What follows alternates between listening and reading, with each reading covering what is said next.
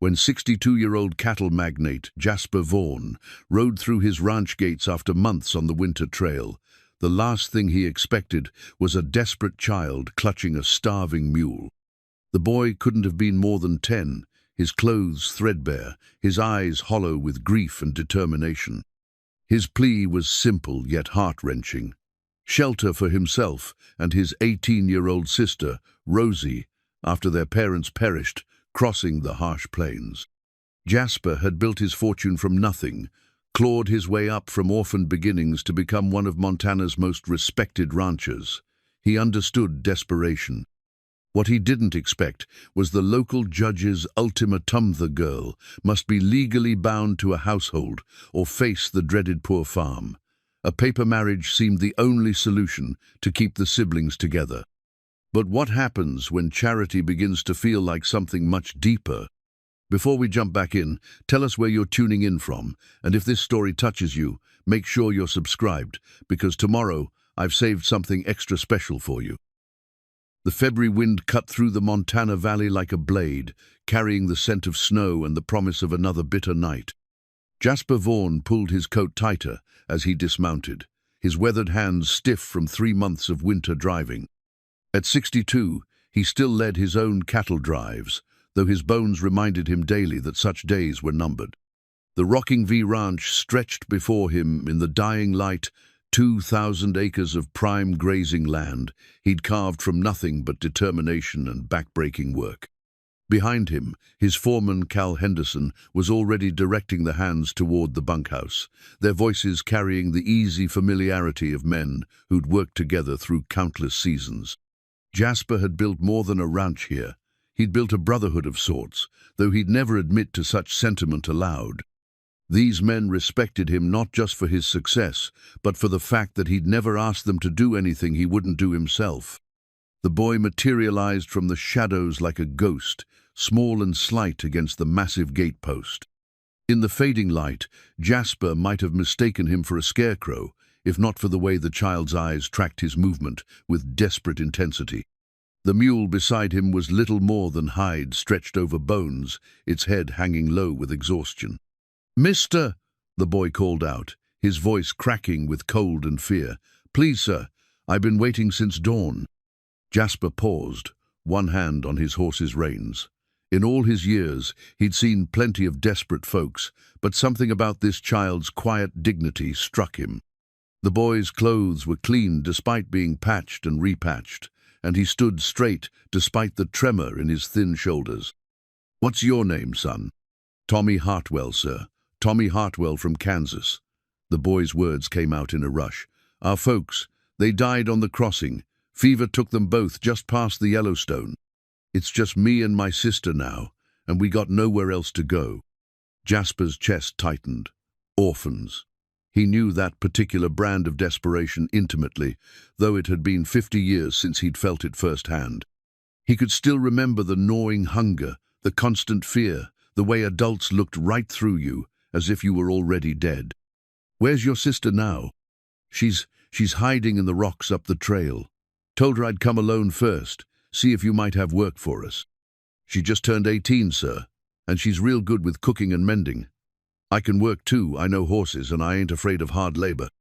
The desperation in the child's voice was carefully controlled, but Jasper heard it nonetheless. This wasn't the first door they'd knocked on.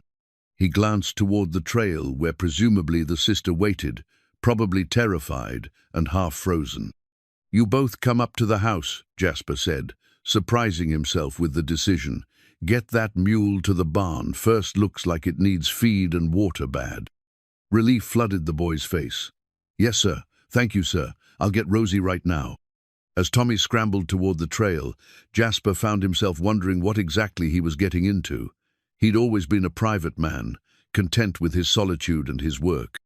The ranch house, built for the family he'd once hoped to have, had felt too large and too quiet since Margaret's death 15 years ago. Perhaps some company wouldn't be unwelcome, even temporarily. Mrs. Chen met him at the kitchen door, her lined face creased with concern. She'd been his housekeeper for over a decade, a Chinese immigrant widow who understood the value of steady work and asked few questions. Her English was precise but accented, her manner efficient but kind. "Mr. Vaughan, there are children coming to the door. I saw from the window." "I know, Mrs. Chen. We'll be having guests for supper. Can you manage 2 more plates?" She nodded without question, though her dark eyes held curiosity. "The boy, he looks very thin and hungry." "They both will be, I expect." When Tommy returned with his sister, Jasper felt his breath catch slightly. The girl woman, he corrected himself. She was 18, moved, with a grace that seemed at odds with her obvious exhaustion. Her dark hair was neatly braided despite their circumstances, and her dress, though worn, was clean and properly mended. But it was her eyes that struck him most intelligent, wary, and filled with a quiet strength that reminded him of his late wife. "Sir," she said, her voice soft but clear, "I'm Rosie Hartwell. Tommy told me of your kindness. We don't expect charity, Mr. Vaughan. We're willing to work for our keep." There was pride in her bearing, the kind that came from good upbringing despite their current circumstances. She kept one protective hand on her brother's shoulder, and Jasper could see the fierce devotion there. This was a woman who would fight for what mattered to her. "Come inside, both of you. We'll discuss arrangements after you've had a proper meal and some rest." The kitchen was warm and filled with the aroma of Mrs. Chen's cooking. She appeared from the pantry with bowls and plates, her movements efficient as she began ladling stew into bowls. Tommy's eyes widened at the sight of so much food, while Rosie maintained her composure, though Jasper noticed how carefully she watched every movement, every gesture. "Eat," Mrs. Chen said simply, setting the bowls before them. "There is bread also, and milk." Tommy needed no encouragement, but Rosie hesitated until Jasper gestured toward the chair. "Please, Miss Hartwell, you're welcome at my table." As they ate, Jasper studied the siblings. Despite their obvious hunger, both maintained good manners. The boy's resemblance to his sister was clear in the shape of their eyes and the stubborn set of their chins. These were good people fallen on hard times, not drifters or troublemakers. "Tell me about your parents," Jasper said gently. Rosie set down her spoon, her composure wavering slightly. "Papa was a school teacher back in Kansas. Mama taught music lessons. They decided to head west after the drought took most of the farms around our town. Papa heard there was good land in Oregon and teaching positions in the new settlements. They were good people," Tommy added, his young voice thick with grief. "Papa could read anything, and Mama could make music from nothing. They taught us proper, 2 reading and writing and arithmetic. We made it as far as the Yellowstone River crossing," Rosie continued. "That's where the fever hit the wagon train. Took 6 people in 5 days, including our parents. The rest of the train, they couldn't wait. Left us to bury our dead and told us to catch up when we could." Jasper's jaw tightened. He'd seen it before, the harsh pragmatism of survival that could turn neighbors into strangers when death stalked a wagon train. "What happened then?" "We sold what we could to buy supplies and kept moving west. Figured Oregon was still our best chance." Rosie's voice grew smaller. "But winter caught us earlier than expected, and our mule Belle there, she's been struggling. We've been walking more than riding for weeks now. We knocked on doors in 3 different towns," Tommy said, his voice barely above a whisper. "Some folks would give us a meal, but nobody wanted to take us in permanent-like. Said we were too much responsibility." Jasper felt the familiar anger rise in his chest, the same fury he'd felt as a child, when adults made it clear that orphans were burdens to be shuffled along rather than children to be cared for. He'd sworn long ago that if he ever had the means, he'd never turn away a child in need. "Well," he said, his voice gruff with emotion, "you're not knocking on doors anymore. There's work here for both of you, if you're willing." Hope flickered in Rosie's eyes, though she remained cautious. "What kind of work, Mr. Vaughan?" "Tommy can help with the horses and learn ranch work. It's good, honest labor that'll put meat on his bones and teach him skills he can use anywhere. As for you," he paused, considering, "I could use help with the books and correspondence. Mrs. Chen manages the house well enough, but the business side has been getting away from me some. If you can read and write as well as you say, there's work enough to keep you busy." I can do sums too, Rosie said quickly. Papa made sure I learned figures proper. Said a woman needed to understand money matters. Your papa was a wise man. Jasper stood, feeling the day's weariness in his bones. Mrs. Chen will show you to rooms upstairs. We'll discuss wages and arrangements tomorrow, after you've both had proper rest. As the siblings followed Mrs. Chen toward the stairs, Jasper remained in the kitchen, staring into the fire.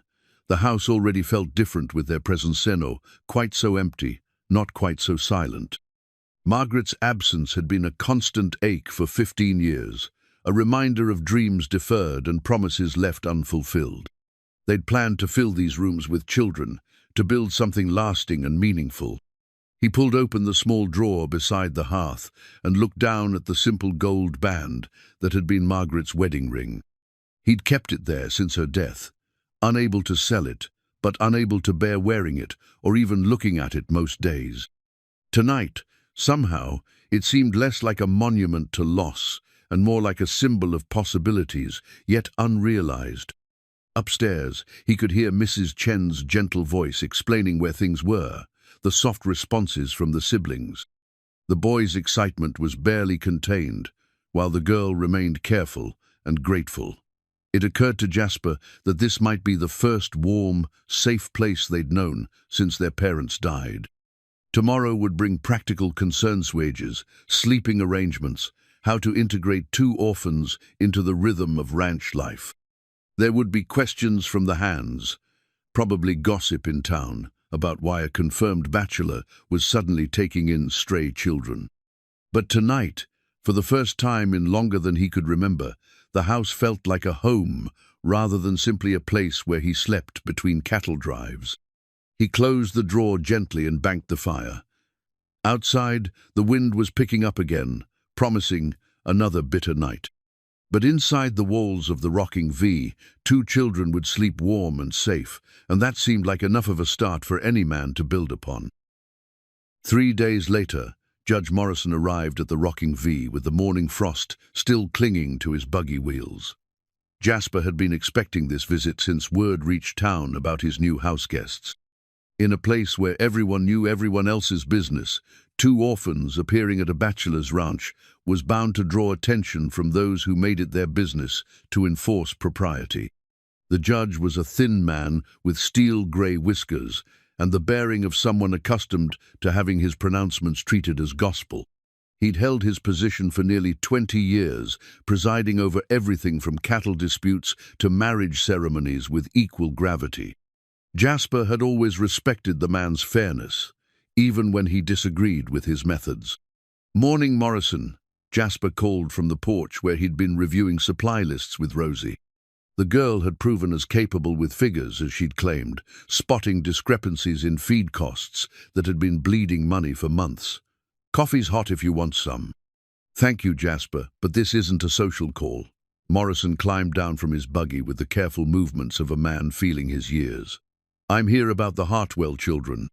Rosie's hand stilled on the ledger, and Jasper noticed how her shoulders tensed. She'd been skittish around visitors, though she hid it well behind her quiet dignity. Tommy was in the barn with Cal, learning to properly curry horses, blissfully unaware of the storm that was likely brewing. "What about them?" "Well, the boy's situation is straightforward enough. You can take him on as a hired hand. Give him room and board plus wages. No legal complications there." Morrison pulled a leather portfolio from his coat. "But the girl presents problems." Jasper felt his jaw tighten. "What kind of problems?" "She's 18 and unmarried, Jasper. According to territorial law, she needs to be legally attached to a household, or she's considered a ward of the court. That means the poor farm until suitable arrangements can be made." The blood drained from Rosie's face. Jasper had heard stories about the territorial poor farm overcrowded, unsanitary, more prison than shelter. It was where they sent people who had nowhere else to go and no one to claim them. The thought of this intelligent, capable young woman being sent to such a place made his stomach turn. "She's attached to my household," Jasper said firmly. "She's working for me, earning wages. That should be arrangement enough." Morrison shook his head with what might have been genuine regret. Domestic employment isn't the same as legal attachment, especially for an unmarried woman of marriageable age. The territorial legislature passed these laws to prevent situations that might compromise a young woman's reputation or lead to improprieties. Improprieties? Jasper's voice carried a dangerous edge. Are you suggesting? I'm not suggesting anything, Jasper. I'm simply explaining the law as it stands. Miss Hartwell needs a legal guardian, a husband, or she needs to be placed in institutional care until proper arrangements can be made. Rosie stood abruptly, her chair scraping against the porch boards. "Excuse me," she said in a voice barely above a whisper, and fled into the house. Jasper watched her go, his anger building. "She's a decent girl from a good family, Morrison. Her parents were educated Papala teacher and a music instructor. She's no threat to anyone's sensibilities. I don't doubt her character, but the law doesn't make exceptions for character. She's young, attractive, and alone in the world. That makes her vulnerable to the wrong sort of attention, and it makes you vulnerable to gossip and accusations. So, what are you proposing?" Morrison pulled official-looking papers from his portfolio. "I've already made inquiries about placement. There's a family in Helena looking for domestic help, the Crenshaw household. They're willing to take her on with proper legal guardianship. She'd have a roof over her head, steady work, and appropriate supervision. And a brother? The boy can stay here if that's what you want. The situations are separate under the law." Jasper felt something cold and hard settle in his chest. Separate the siblings after they'd already lost everything else in the world. Send the girl to work for strangers who might treat her poorly, while keeping the boy to assuage his own conscience. The whole thing reeked of bureaucratic heartlessness. What if she were married? Morrison looked up sharply. "Married? To whom?" "To me." The words surprised Jasper almost as much as they did the judge. He hadn't planned to say them, but once spoken, they seemed to carry their own logic. A paper marriage would solve the legal problem and keep the siblings together. It would be a business arrangement, nothing more. "Jasper, that's swell. It's certainly a solution. But have you considered the implications? You're 62 years old, she's 18. People will talk. People talk regardless. At least this way they'll be talking about something that serves a purpose." Morrison studied him carefully. "You'd be willing to marry a girl you've known for 3 days to keep her out of the poor farm." "I'd be willing to marry her to keep her with her brother where she belongs. It would be a legal arrangement, nothing more. She'd have the protection of my name and the security of a home. When she's ready to make her own choices, we can discuss other arrangements." The judge was quiet for a long moment, tapping his pen against the papers. "It would have to be a real marriage ceremony, Jasper, witnessed and recorded. You couldn't just file papers." "I understand. And you'd need her consent, of course. The girl would have to agree to the arrangement." Jasper nodded, though his stomach churned at the thought of the conversation ahead. How did a man propose marriage to a girl who was little more than a stranger, especially when that marriage was meant to be a legal fiction? "There's one more thing," Morrison continued. "Once you're married, her property becomes yours under territorial law. I understand her parents had some small assets, few personal effects, maybe some savings. You'd be legally entitled to all of it. I don't want her property. I want to keep 2 orphaned children together." Morrison smiled slightly. "I figured as much, but I'm legally obligated to inform you of all the implications." He gathered his papers and stood. "Talk to the girl, Jasper. If she agrees, we can perform the ceremony tomorrow morning. If not, I'll need to take her into custody by week's end." After the judge left, Jasper sat alone on the porch for nearly an hour, watching the sun climb higher over the valley. The morning's work lay forgotten as he tried to figure out how to approach a conversation that felt impossible. How did he explain to an 18-year-old girl that marrying him was her best option without making it sound like he was taking advantage of her desperation? Finally, he went inside to find her. She was in the kitchen with Mrs. Chen, mechanically helping with bread preparation, though her hands shook slightly as she kneaded the dough. "Miss Hartwell, could I speak with you privately?" Mrs. Chen disappeared discreetly toward the pantry, leaving them alone. Rosie kept her eyes on the bread dough, her movements precise despite her obvious distress. "You heard what the judge said." "Most of it, yes, sir." Jasper pulled out a chair and sat across from her. "I have a proposition that might solve the problem, but I need you to understand, it's purely a business arrangement." She looked up then, her eyes red-rimmed but steady. "What kind of proposition?" "Marriage. A legal marriage that would give you the protection of my name and keep you and Tommy together. It would be a paper arrangement. You'd have your own room, your own space, and when you're ready to make your own choices about your future, we'd discuss how to proceed." The silence stretched between them, broken only by the sound of Mrs. Chen moving quietly in the pantry. Rosie's hands had stilled on the dough, and Jasper could see her working through the implications. "You'd do that? For people you barely know?" "I'd do it to keep a family together.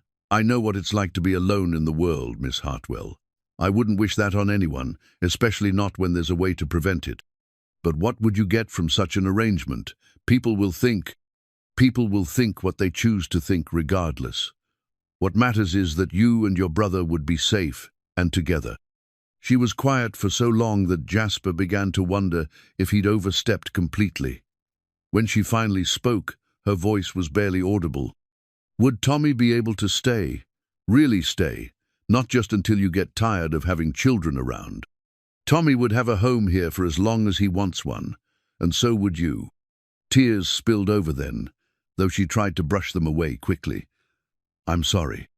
I'm not usually, so it's just been so hard, trying to keep us together, trying to make the right choices when I don't know what those are anymore. You don't have to decide right now. Think about it tonight, but Miss Hartwell, Rosie, I want you to know that whatever you decide, I won't let them send you to the poor farm. If you'd rather go to the family in Helena, I'll make sure they treat you well. Your safety and your brother's welfare are what matter here." She nodded, wiping her eyes with the back of her flour-dusted hand. "Thank you, Mr. Vaughan, for everything. I'll give you my answer in the morning." That evening, Jasper found himself unable to concentrate on anything. He'd made the offer with the best of intentions, but now he wondered if he'd put the girl in an impossible position. Marriage, even a paper marriage, was a serious matter. He was asking her to tie her name to his, to accept his protection while giving up her freedom to choose her own path. From upstairs, he could hear the soft murmur of voices as the siblings talked late into the night. Whatever choice Rosie made would affect both their futures, and Jasper found himself hoping he'd given her a real option rather than simply a different kind of trap. When morning came, she found him on the porch with his coffee, her decision written clearly in the determined set of her shoulders. "Yes," she said simply. "If you're truly willing, Mr. Vaughan, then yes, I'll marry you." The wedding ceremony took place 3 days later in Judge Morrison's office, witnessed by Mrs. Chen and Cal Henderson. Rosie wore a simple blue dress that had belonged to her mother, the only formal clothing she owned, while Jasper had donned his best suit, the same one he'd worn to Margaret's funeral 15 years before. The words were spoken with quiet dignity, each party understanding the gravity of what they were undertaking despite its practical nature.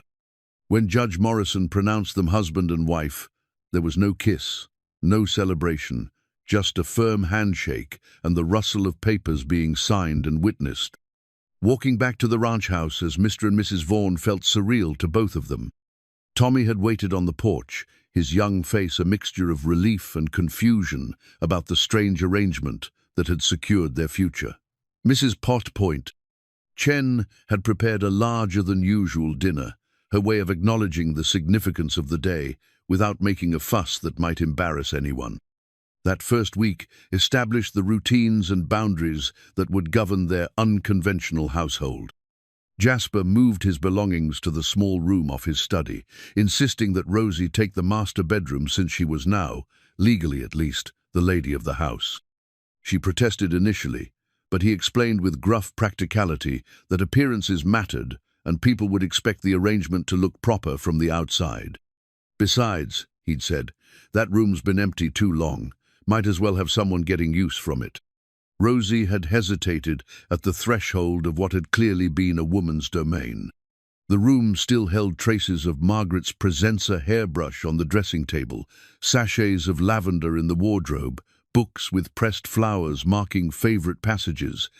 But there was no sense of intrusion, only a gentle melancholy that suggested a life interrupted rather than a shrine preserved. It was while exploring the room's few belongings that Rosie discovered Margaret's recipe book, tucked into the drawer of the bedside table. The pages were filled with careful handwriting, recipes for everything from Sunday roasts to holiday cookies, with little notes in the margins about Jasper's preferences and successful modifications. She brought the book downstairs to Mrs. Chen, who smiled when she saw it. "Mrs. Margaret, she was very good cook," the older woman said, touching the worn cover gently. "Mr. Jasper, he loved her apple cake especially. She made it every year for his birthday. Would it be all right if I tried some of these recipes? I don't want to intrude on memories, but I'd like to contribute more to the household." Mrs. Chen's expression grew warm. "Mrs. Margaret would like that, I think. She always said this house needed more cooking, more life in the kitchen." That evening, Rosie began her careful study of Margaret's culinary legacy. The recipes were detailed and well-tested, with annotations that revealed a woman who took pride in her domestic skills.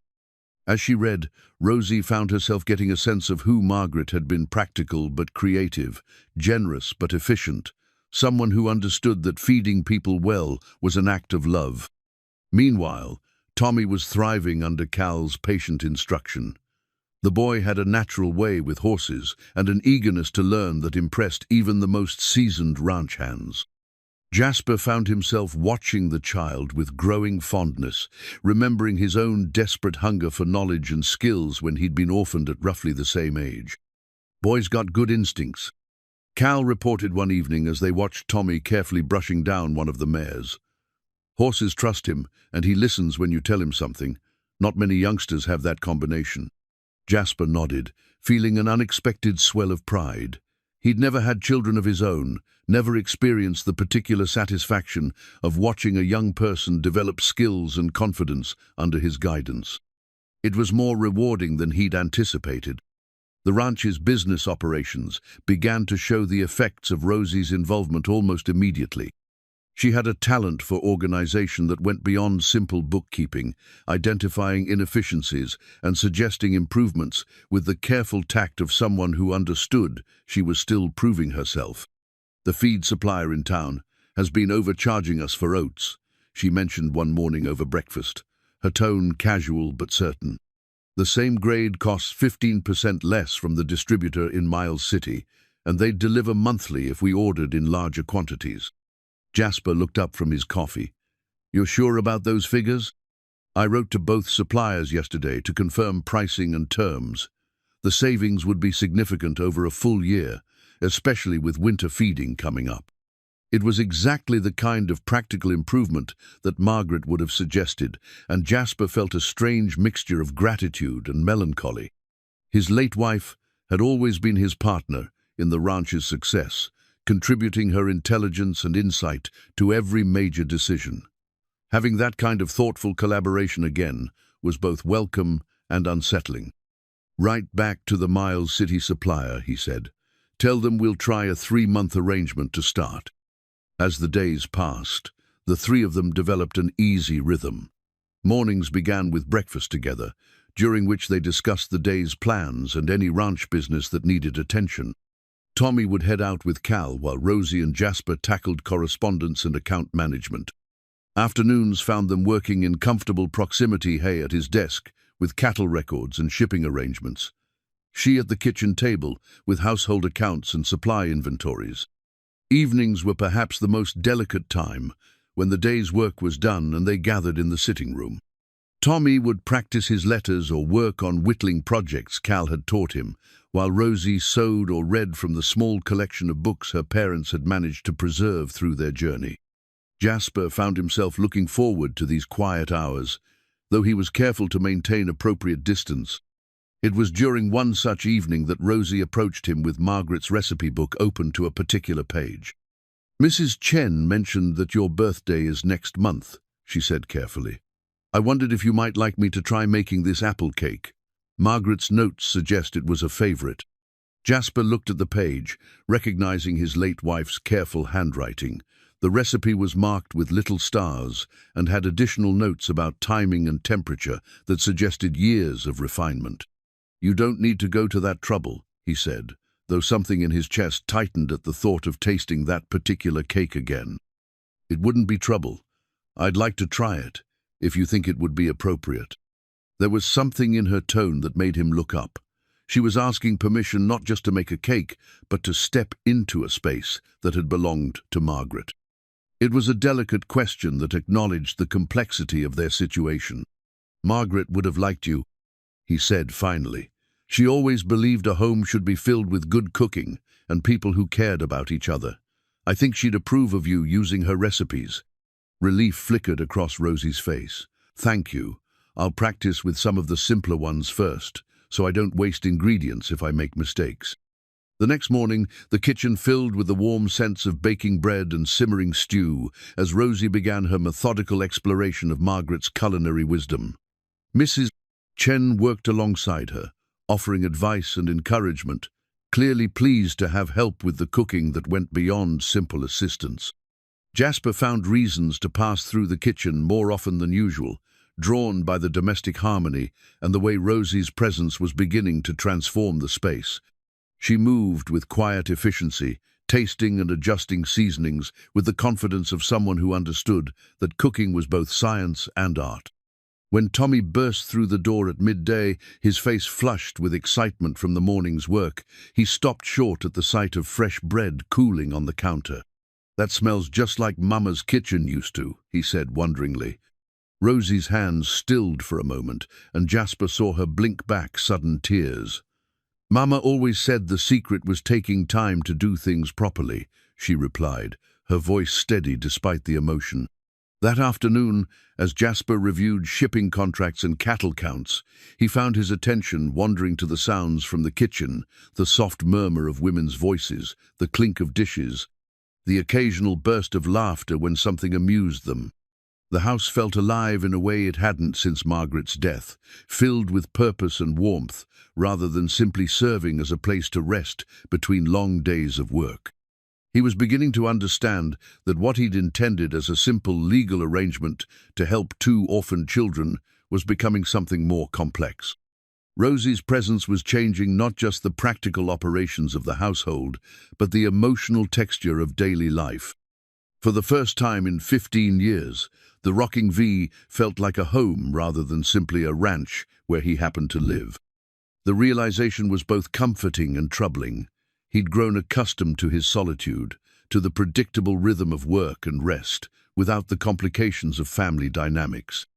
But watching Tommy's confidence grow under careful instruction, seeing Rosie's quiet satisfaction as she mastered new recipes and streamlined household operations, Jasper found himself questioning whether his long-cherished independence had been worth the price he'd paid for it. The wooden horse took shape slowly in Jasper's hands during the long winter evenings.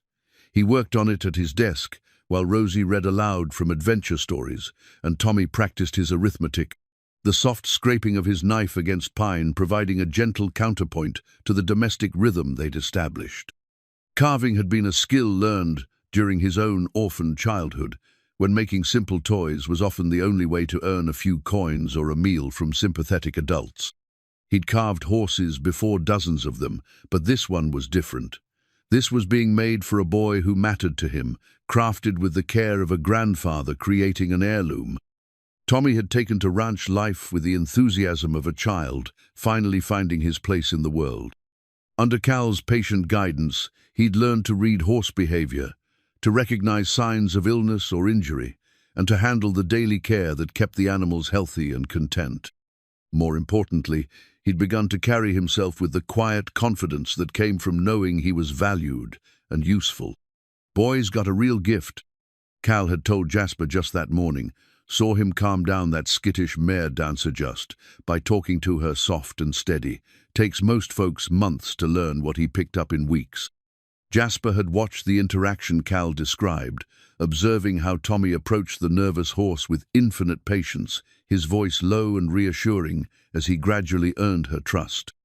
It reminded him of his own early days learning to work with animals, though Tommy seemed to have an intuitive understanding that had taken Jasper years to develop. The boy's relationship with Rosie remained the cornerstone of his security. Though he was clearly forming attachments to Jasper, Cal, and even Mrs. Chen, his sister remained his anchor. Jasper often observed the small interactions between them, how Tommy would save the best pieces of his meals for Rosie, how she would quietly check his hands for cuts or calluses after particularly hard days, how they would exchange meaningful glances when some shared memory touched them. It was during one such evening observation that Jasper realized how much his own feelings had evolved. What had begun as charitable impulse had deepened into genuine affection for both siblings. Tommy's eager questions about ranch management and his obvious hero worship had awakened paternal instincts Jasper hadn't known he possessed. And Rosie was becoming more complex by the day. Her initial reserve had given way to quiet confidence as she mastered her various responsibilities.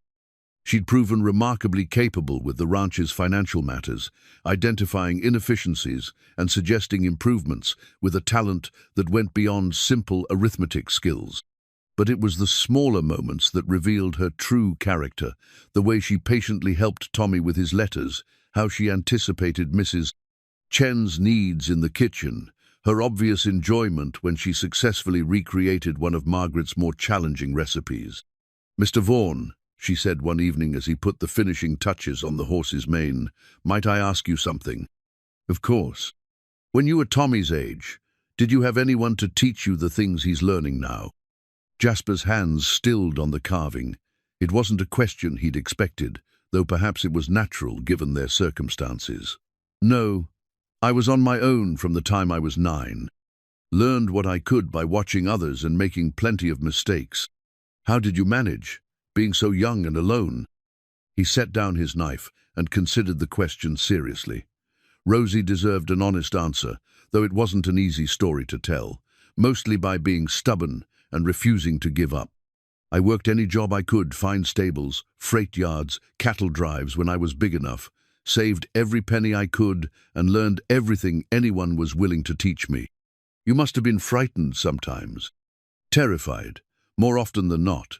But fear can be useful if you don't let it paralyze you. It kept me careful, made me work harder than the other boys competing for the same jobs." Tommy looked up from his writing practice, clearly listening, though he pretended to focus on his letters. "Is that why you took us in? Because you remembered being scared like we were?" The directness of the question caught Jasper off guard. Children had a way of cutting straight to the heart of matters that adults tended to dance around. "Partly, yes. Nobody should have to face the world alone if there's another option."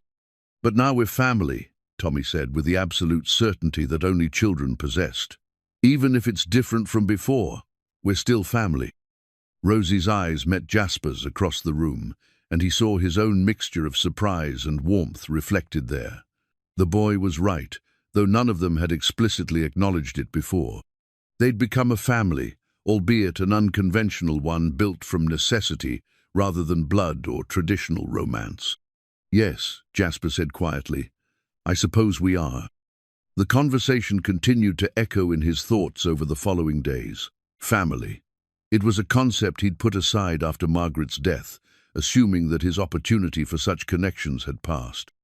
Yet here he was, genuinely caring about Tommy's progress with his reading, feeling protective when the boy pushed himself too hard trying to impress the ranch hands, taking quiet pride in his accomplishments. And his feelings toward Rosie had grown equally complex. She was no longer simply the desperate girl he'd married to satisfy legal requirements. She was an intelligent woman whose insights improved his business operations, whose presence had transformed his house into a home, whose quiet strength reminded him daily that he'd made the right choice in keeping them together. It was while observing her work with Margaret's recipe collection that Jasper began to understand the true depth of his changing feelings. Rosie approached each recipe with the same careful attention she gave to ranch accounts, testing and adjusting until she achieved results that satisfied her exacting standards. But more than that, she was creating new memories in spaces that had been frozen in grief for 15 years. The kitchen, which had been Mrs. Chen's efficient domain, had become a warm gathering place where good smells drew people in for conversation and companionship. The dining room, used mainly for Sunday meals and special occasions, now hosted daily discussions about ranch business and Tommy's education. Even the sitting room felt different, with Rosie's sewing basket in the corner and her books on the side table. She'd asked permission before making any changes, always careful to respect the memory of the woman who'd come before her. But Margaret's presence in the house had shifted from a painful reminder of loss to a gentle foundation upon which new happiness could be built.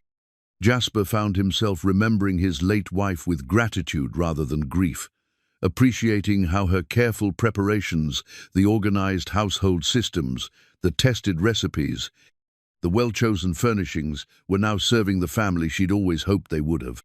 The carved horse was nearly finished when an unexpected visitor brought news that would test their newly formed bonds.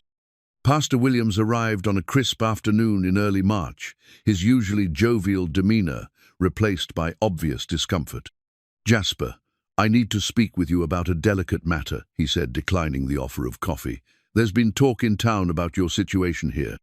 "What kind of talk?" "Some folks are questioning whether the arrangement you've made is proper.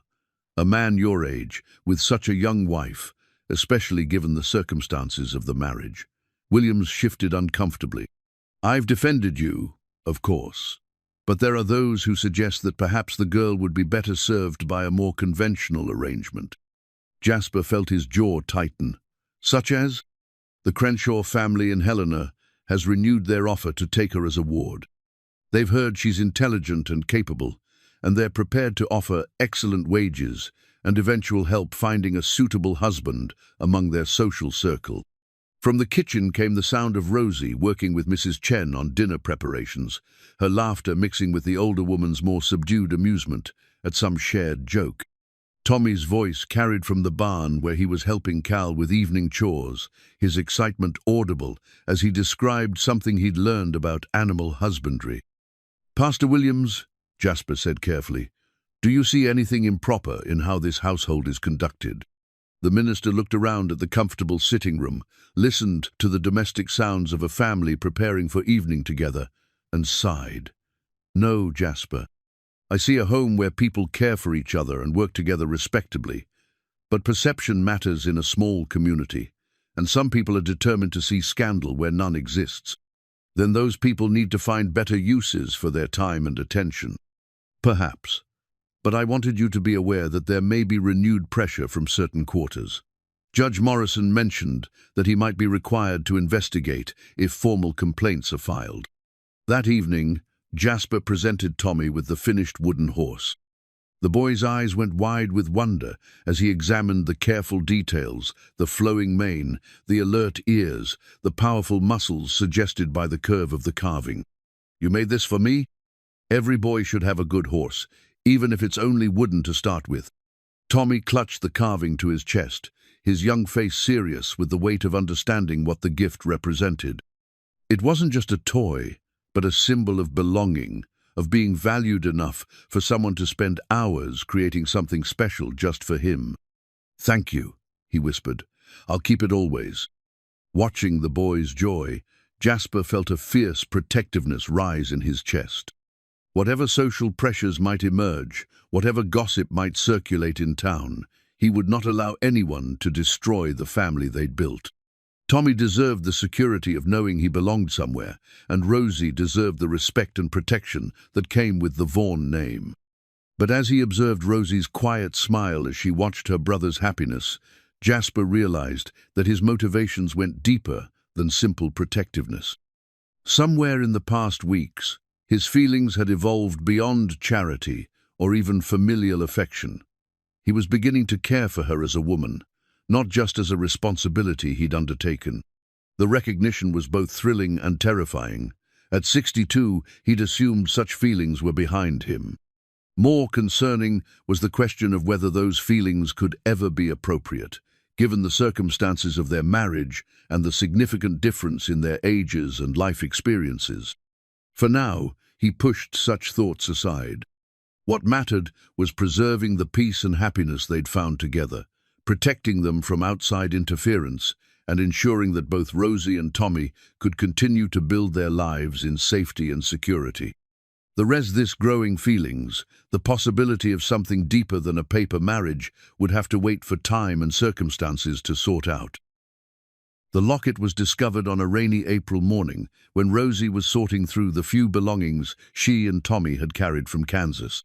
Most of their parents' possessions had been sold along the trail to buy supplies, but a small wooden box had somehow survived the journey tucked away and forgotten until she began organizing her room more permanently. Inside the box, wrapped in a piece of faded silk, was her mother's silver locket. Rosie remembered it well from her childhood, how her mother would touch it absently when she was thinking or worried. But she'd never seen it opened, had assumed it contained a simple family photograph or perhaps a lock of hair from some deceased relative. The catch was delicate and tarnished, requiring careful manipulation before it finally clicked open. Inside, instead of the expected photograph, was a small brass key and a folded piece of paper with writing so tiny it was nearly illegible. The key was unlike anything Rosie had seen before, ornate and heavy for its size, clearly crafted for something more significant than a simple drawer or jewelry box. She carried the locket downstairs to where Jasper was reviewing shipping manifests at the kitchen table, his reading glasses perched on his nose as he calculated freight costs. The domestic scene had become so natural that she no longer felt like an intruder in what had once been his solitary domain. "Jasper," she said, then caught herself. After months of formal address, his name still felt strange on her tongue, though he'd encouraged the familiarity weeks ago. "I found something that belonged to my mother. Could you help me read this?" He set aside his papers and examined the locket with the careful attention he gave to important documents. The key caught the morning light streaming through the kitchen window, revealing intricate engravings that suggested considerable craftsmanship. "This is quality work," he observed, turning the key to examine its design. Not the sort of thing a schoolteacher's family would normally possess. He unfolded the tiny paper and squinted at the faded ink. "The writing's nearly gone, but I can make out a few words. Something about Denver and what looks like a lawyer's name, Pemberton. My parents never mentioned anything about Denver. We lived in Kansas all my life, and they talked about Oregon like it was the first time they'd considered leaving home. People don't always share everything about their past, especially if there were difficulties involved." Jasper handed back the locket, though he continued to study the key. "That piece of brass is worth having a professional locksmith examine. It's definitely meant for something specific." The discovery troubled Rosie more than she'd expected. Her parents had been forthright people, or so she'd always believed. Her father's dedication to education and her mother's gentle nature had seemed transparent, their motivations simple and honorable.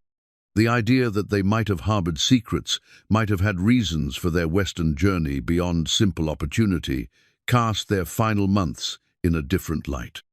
That evening, she shared her concerns with Tommy as they sat in the gathering twilight on the front porch.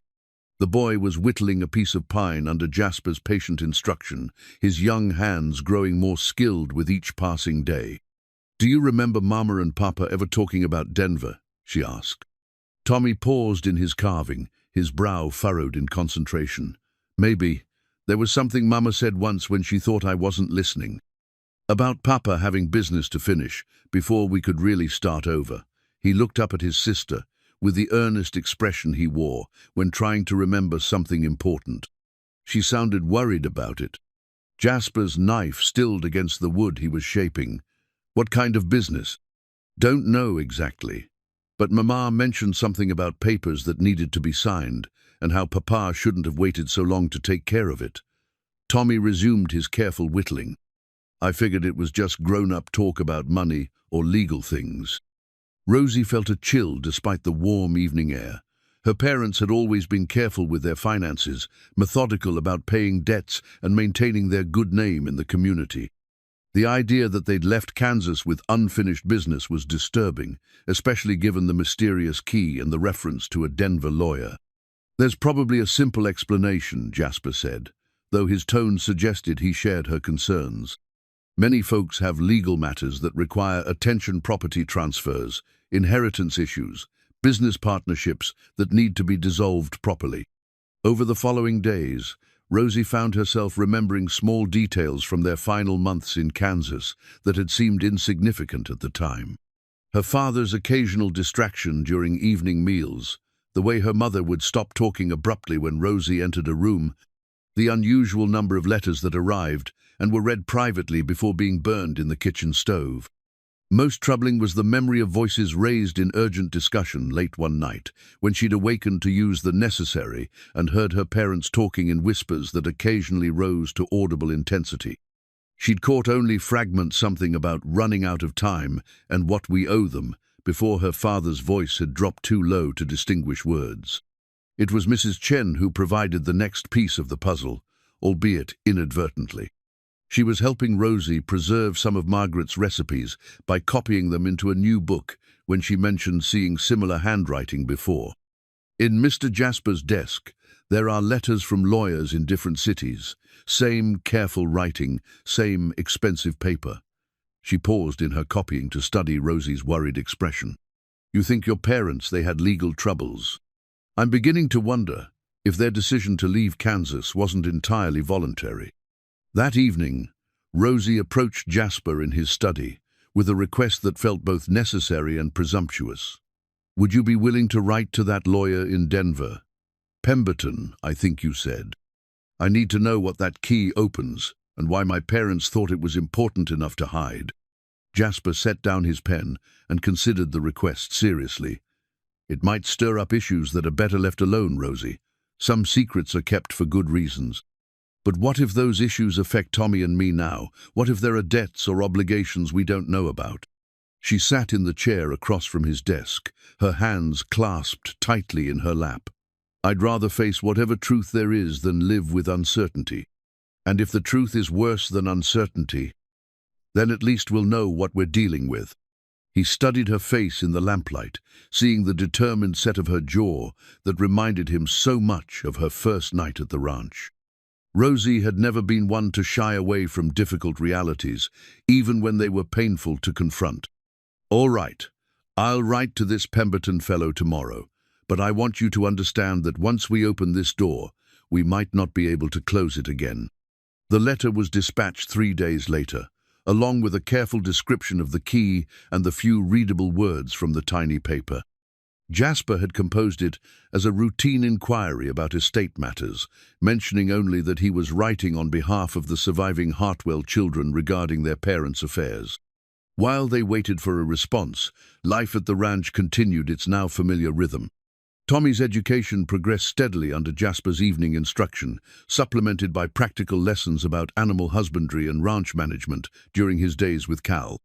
His reading had improved dramatically, and he'd begun keeping a journal about his experiences, writing in the careful script that Margaret's old schoolbooks had taught him. Rosie's integration into the ranch's operations had become so complete that Jasper sometimes forgot their marriage had begun as a legal convenience. She anticipated his needs in business matters, suggesting improvements and handling correspondence with a competence that impressed even experienced cattlemen who came to discuss purchases or shipping arrangements. But it was the subtle changes in their personal interactions that occupied Jasper's thoughts during quiet moments. Rosie had grown more relaxed in his presence, more willing to share her opinions and concerns without the careful deference she'd initially maintained. Their evening conversations had evolved from polite exchanges about daily business to genuine discussions about everything from ranch improvements to books they'd both read. He found himself looking forward to those conversations, to the way her eyes lit up when she was explaining some insight she'd gained from studying the account books, or the gentle humor she displayed when recounting Tommy's latest questions about the wider world beyond the ranch. More troubling was his growing awareness of her simply as a woman. The way she moved with unconscious grace as she worked in the kitchen, the sound of her laughter when Tommy told one of his stories about the ranch hand's exploits, the moments when she would absently tuck a strand of hair behind her ear while concentrating on difficult arithmetic. These observations felt like betrayals of their agreement, intrusions on the respectful distance he'd promised to maintain. She was 18 to his 62, dependent on his protection, in a world that offered few alternatives for unmarried women. Any romantic interest on his part would be an abuse of the power imbalance between them, regardless of what his feelings might be. Yet those feelings continued to deepen, complicated by his growing realization that Rosie was no longer the desperate girl he'd married to satisfy legal requirements. She'd become an equal partner in managing their shared life, someone whose opinions he valued and whose happiness mattered to him beyond simple duty or charity.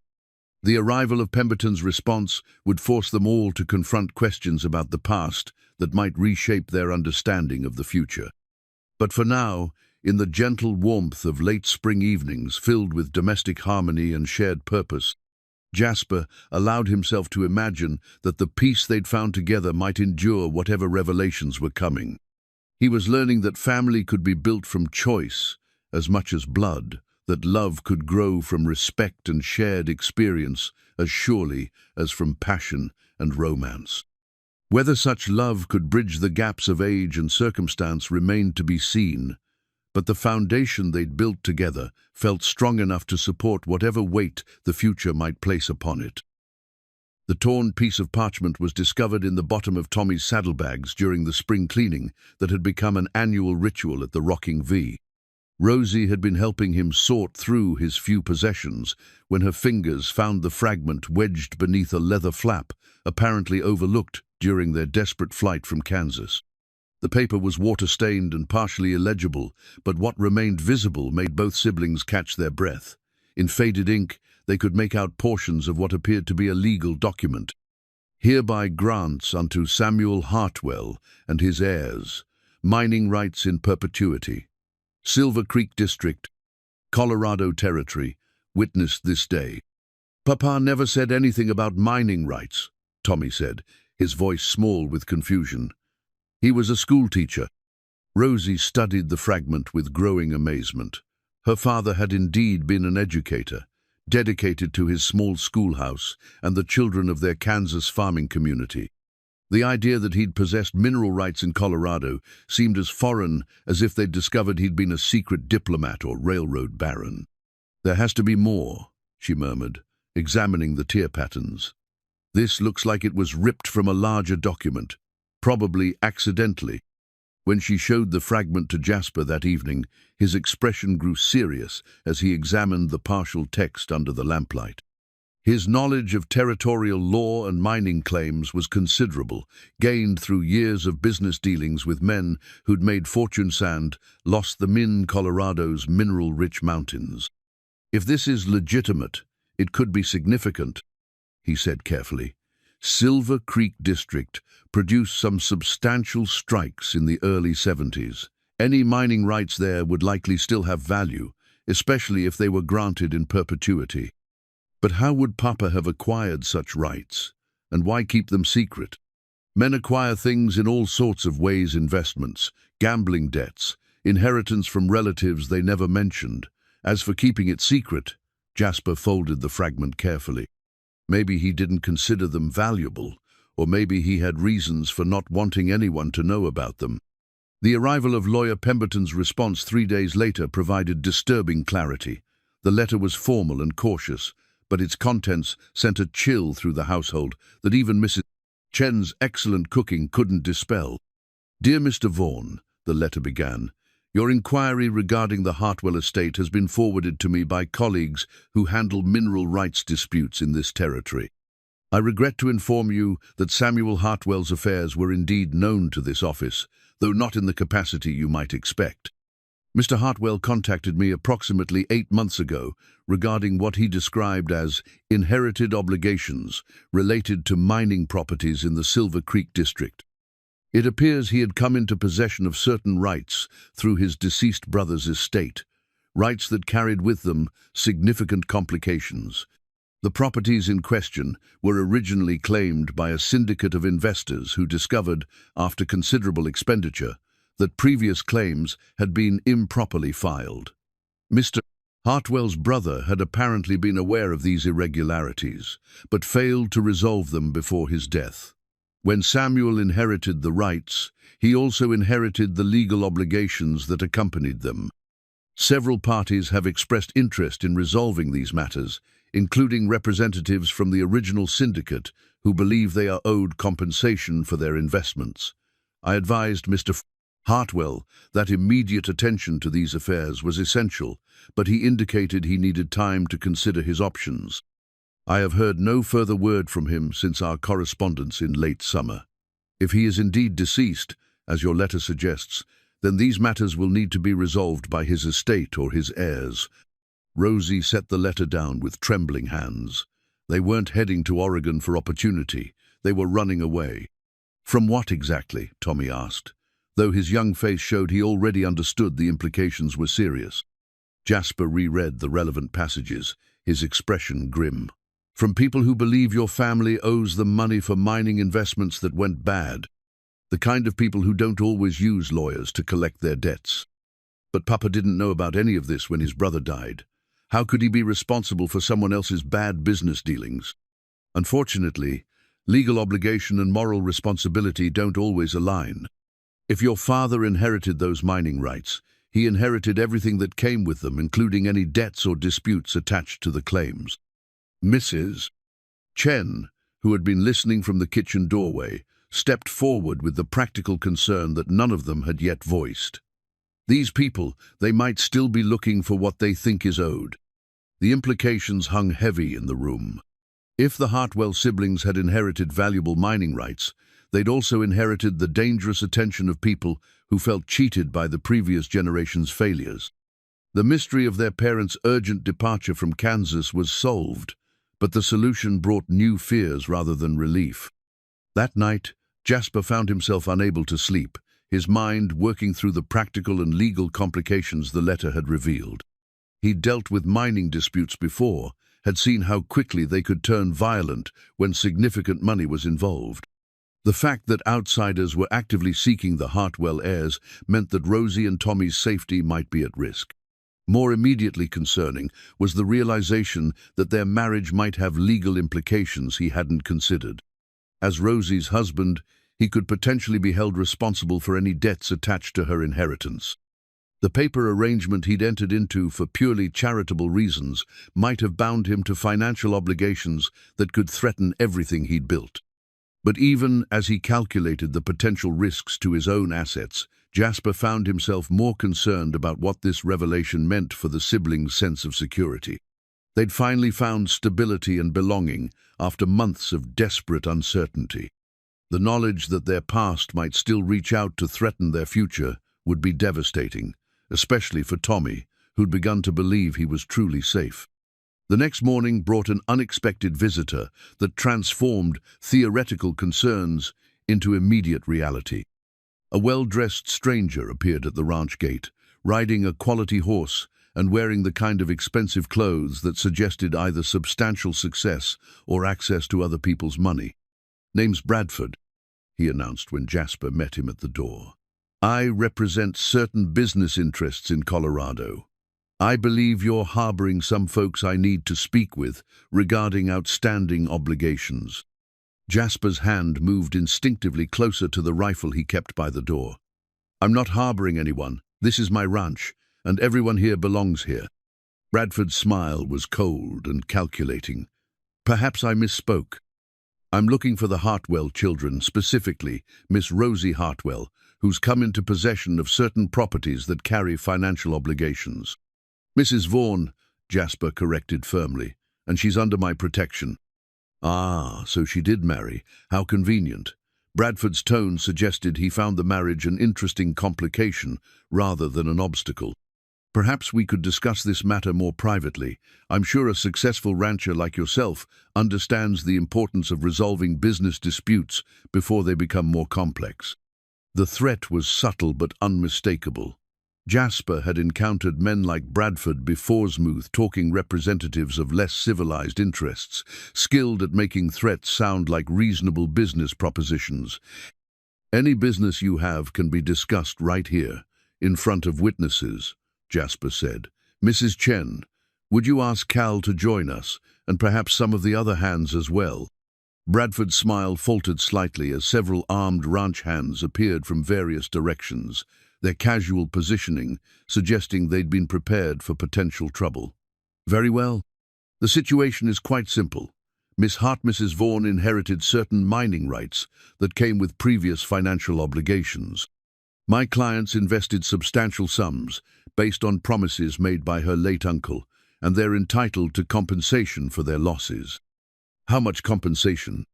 $12,000 plus interest accumulated over the past 3 years.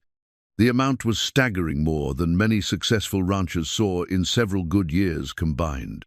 Even if the mining rights were valuable, liquidating them quickly enough to satisfy such a debt would be nearly impossible, especially for young people with no experience in mining ventures.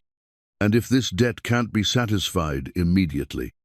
Bradford's expression grew harder. "Then alternative arrangements would need to be made. Perhaps Mrs. Vaughn could be persuaded to sign over the mining rights entirely in exchange for a release of all obligations. Of course, such a transaction would require her to travel to Colorado to handle the paperwork properly." The euphemism was transparent. They wanted to separate Rosie from her protection, get her somewhere they could apply more direct pressure to force her compliance with their demands. Once she was isolated and vulnerable, there would be no limit to what they might demand or how they might choose to collect it. "Mrs. Vaughn won't be traveling anywhere," Jasper said flatly. "If there are legitimate legal matters to resolve, they can be handled through proper channels with appropriate legal representation. I'm afraid my clients have grown impatient with proper channels. They've been more than generous in allowing time for this matter to be resolved voluntarily."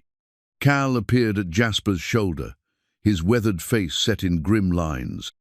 Behind him, several other ranch hands had positioned themselves strategically around the yard, their intentions clear despite their relaxed postures.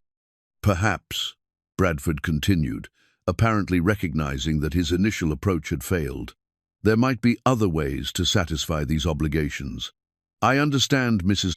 Vaughn has married into considerable prosperity. A man of your obvious success might find it worthwhile to simply resolve this matter financially and avoid the complications that could arise from prolonged dispute." It was extortion, pure and simple. Pay the inflated debt or face escalating threats against the people Jasper had come to love as family. The calculation was probably sound from Bradford's perspective. A wealthy rancher would likely pay handsomely to protect his wife and her brother from dangerous attention. What Bradford couldn't know was that Jasper Vaughn had not built his success by surrendering to bullies, regardless of how well-dressed or articulate they might be. He'd faced down rustlers, claimed jumpers, and corrupt officials during his rise from orphan child to cattle baron. A smooth-talking debt collector was hardly the most dangerous adversary he'd encountered. "Mr. Bradford," Jasper said with deadly calm, "you've delivered your message. Now, I suggest you leave my property before my hands decide you're not the sort of visitor we welcome at the Rocking V." As Bradford rode away, his parting words carried a promise that chilled despite the spring warmth. "This matter won't be resolved by simple refusal, Mr. Vaughn. My clients are not known for their patience, and they have resources beyond what you might expect." Standing in the yard as dust settled behind the unwelcome visitor, Jasper realized that their peaceful domestic life was about to be tested in ways none of them had anticipated. The paper marriage that had begun as a simple solution to legal requirements was about to become something far more complex, a shield against forces that threatened everything they'd built together. The telegram arrived on a Tuesday morning when the spring air still carried winter's bite. Cal brought it up from town with the weekly supplies, his weathered face grave as he handed the yellow paper to Jasper. Telegraph messages were rarely good news in ranch country. They spoke of deaths, disasters, or urgent business matters that couldn't wait for regular mail. This telegram bore the official seal of Pemberton Associates, Denver, and its contents would shatter everything they thought they understood about Rosie's inheritance. Urgent, stop, Hartwell mining claim Colorado. Territory officially recorded 1873 stop value, estimated $47,000. Current market stop, multiple parties claiming ownership. Stop immediate legal. Representation advised. Stop Pemberton. Jasper read the message twice before its full implications settled in his mind. $47,000. In an era when a comfortable ranch house could be built for $500 and a working man's annual wages rarely exceeded $300, the sum represented wealth beyond anything most people could imagine. Rosie was sitting at the kitchen table reviewing supply orders when he showed her the telegram. Her face went pale as she absorbed the numbers, her hands trembling slightly as she set the paper down. "This can't be right," she whispered. "Papa was a schoolteacher. How could he have owned something worth so much money?" "The telegram doesn't lie about such things," Jasper said gently. "Your father or his brother somehow acquired rights to what turned out to be an extremely valuable property." Mrs. Chen, overhearing from the pantry, emerged with the practical question that cut to the heart of their dilemma. If this young lady is so wealthy, why are dangerous men trying to collect money from her? It was Tommy who provided the answer with the clear logic of youth, because they want to steal it from her. They figured out she has something valuable, so they're pretending she owes them money to trick her into giving it up. The boy's insight was probably accurate. Bradford's visit now took on a different character, not the legitimate collection of inherited debts, but a sophisticated fraud designed to separate a young woman from an inheritance she didn't even know she possessed. The urgency of their demands, the pressure to travel to Colorado, the threats disguised as business negotiations, all of it, fit the pattern of criminals who preyed on inheritance disputes. "We need to send word to this Pemberton immediately," Rosie said, her voice steadying as she grasped the situation's implications. "If the mining claim is truly mine, then I have legal rights that can be protected." "And obligations," Jasper reminded her. "Wealth this significant comes with responsibilities and dangers you haven't considered. People will come out of nowhere claiming they're owed money, or that they have prior claims, or that your family cheated them somehow." Even as he spoke, Jasper felt a strange mixture of relief and apprehension. Relief because Rosie's financial independence meant she would never again face the desperate poverty that had brought her to his door. But apprehension because her newfound wealth changed everything about their relationship and her reasons for staying at the ranch. Their paper marriage had been a necessity born of her vulnerability and his protective instincts. With $47,000, she could afford the finest legal representation, could establish herself anywhere she chose, could marry any man she preferred without considering practical necessities. The arrangement that had evolved into genuine affection on his part might suddenly become an impediment to opportunities she'd never imagined. "Jasper," she said softly, apparently reading his thoughts, "this doesn't change anything between us. You've given Tommy and me a home and a family. Money doesn't replace what we've found here." Before he could respond, the sound of multiple horses approaching at speed drew their attention to the yard.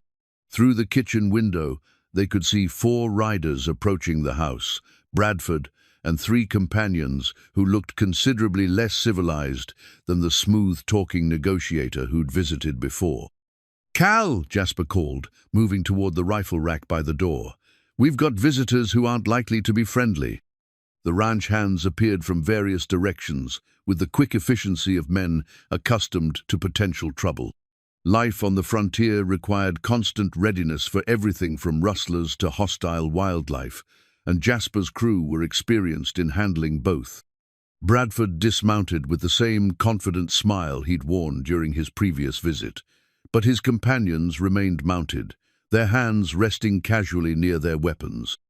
The message was clear. This was no longer a polite business discussion. "Mr. Vaughn," Bradford called, "I hope you've reconsidered our conversation. My clients have grown quite impatient with delays." "Your clients can take their impatience and," Jasper began, but Rosie stepped onto the porch beside him, her chin raised with the dignity that had impressed him from their first meeting. "Mr. Bradford," she said clearly, "I've recently learned some interesting facts about my inheritance. It seems your client's claims may not be as legitimate as you've suggested." Bradford's smile faltered slightly. "I'm not sure what you think you've learned, but legal documents don't lie. Your family's debts are well documented. As are my assets, apparently. $47,000 worth of properly recorded mining rights." Rosie's voice carried newfound confidence. "I'm curious why your clients would demand $12,000 from someone who owns property worth nearly 4 times that amount." The change in Bradford's demeanor was immediate and telling. The polished veneer dropped away, replaced by the harder calculation of a man whose careful scheme had suddenly become complicated. "Mining claims can be disputed, Mrs. Vaughan. Ownership isn't always as clear as it appears on paper. My clients have invested considerable resources in developing those properties, and they're entitled to compensation for their efforts. Then they can take their complaints to a proper court instead of threatening women and children," Jasper said flatly. One of Bradford's companions, a lean man with the predatory stillness of a gunfighter, spoke for the first time. "Courts take time, and time costs money. Sometimes it's better to settle matters more directly." The threat was unmistakable now. These weren't legitimate debt collectors, but criminals who'd identified a valuable target and were prepared to use violence to achieve their goals. The discovery of the telegram had forced them to accelerate their timeline, pushing them into open intimidation rather than continued manipulation. "Mrs. Chen," Jasper said quietly, "please take Tommy to the back of the house and stay there until we're finished here." "What about Rosie?" Tommy protested, his young voice tight with fear. "Rosie stays with me," Jasper replied, his tone brooking no argument. Bradford glanced around the yard, taking note of the armed ranch hands positioned at strategic points. "You're making this more difficult than necessary, Vaughan. We're prepared to be reasonable about compensation for your cooperation, but there are limits to our patience. And there are limits to my hospitality," Jasper replied. "You're trespassing on my property, threatening my family, and I'm beginning to think you don't represent any legitimate business interests at all." "Your family?" Bradford's laugh was ugly. "You mean your child bride and her little brother? How touching that a man your age would suddenly develop such paternal instincts." The insult hit its intended target, and Jasper felt his temper flare. But before he could respond, Rosie stepped forward with the quiet authority that had been developing over their months together. "Mr. Bradford, you've made a serious miscalculation. You assumed you were dealing with desperate orphans who could be intimidated into surrendering valuable property. Instead, you're threatening the wife of one of Montana Territory's most successful ranchers and attempting to defraud someone who now has the resources to pursue this matter through every available legal channel." She paused, allowing her words to sink in before delivering her final point. "More importantly, you're committing these crimes in front of multiple witnesses who can testify to your threats and attempted extortion. I suggest you leave immediately and advise your clients to pursue any legitimate claims through proper legal procedures." Bradford's face darkened with anger, but before he could respond, Judge Morrison's familiar buggy appeared on the road leading to the ranch. The timing was providential, whether by coincidence or because someone had sent word of the trouble. The judge's arrival had shifted the balance of the confrontation decisively. "Judge Morrison," Rosie called, her voice carrying clearly across the yard. "How fortunate that you're here. These gentlemen have been making some very interesting claims about legal obligations they believe I've inherited. Perhaps you could help clarify the proper procedures for resolving such disputes." Morrison's sharp eyes took in the scene, the mounted men with their hands near their weapons, the ranch hands positioned defensively, the tension crackling in the morning air. His expression grew stern as he recognized the signs of intimidation and potential violence. "Mr. Bradford, isn't it?" Morrison said as he climbed down from his buggy. "I received some interesting correspondence from Denver yesterday regarding certain mining claims. I think we need to discuss this matter in my office, with proper documentation and legal representation for all parties. The judge's arrival had effectively ended the confrontation.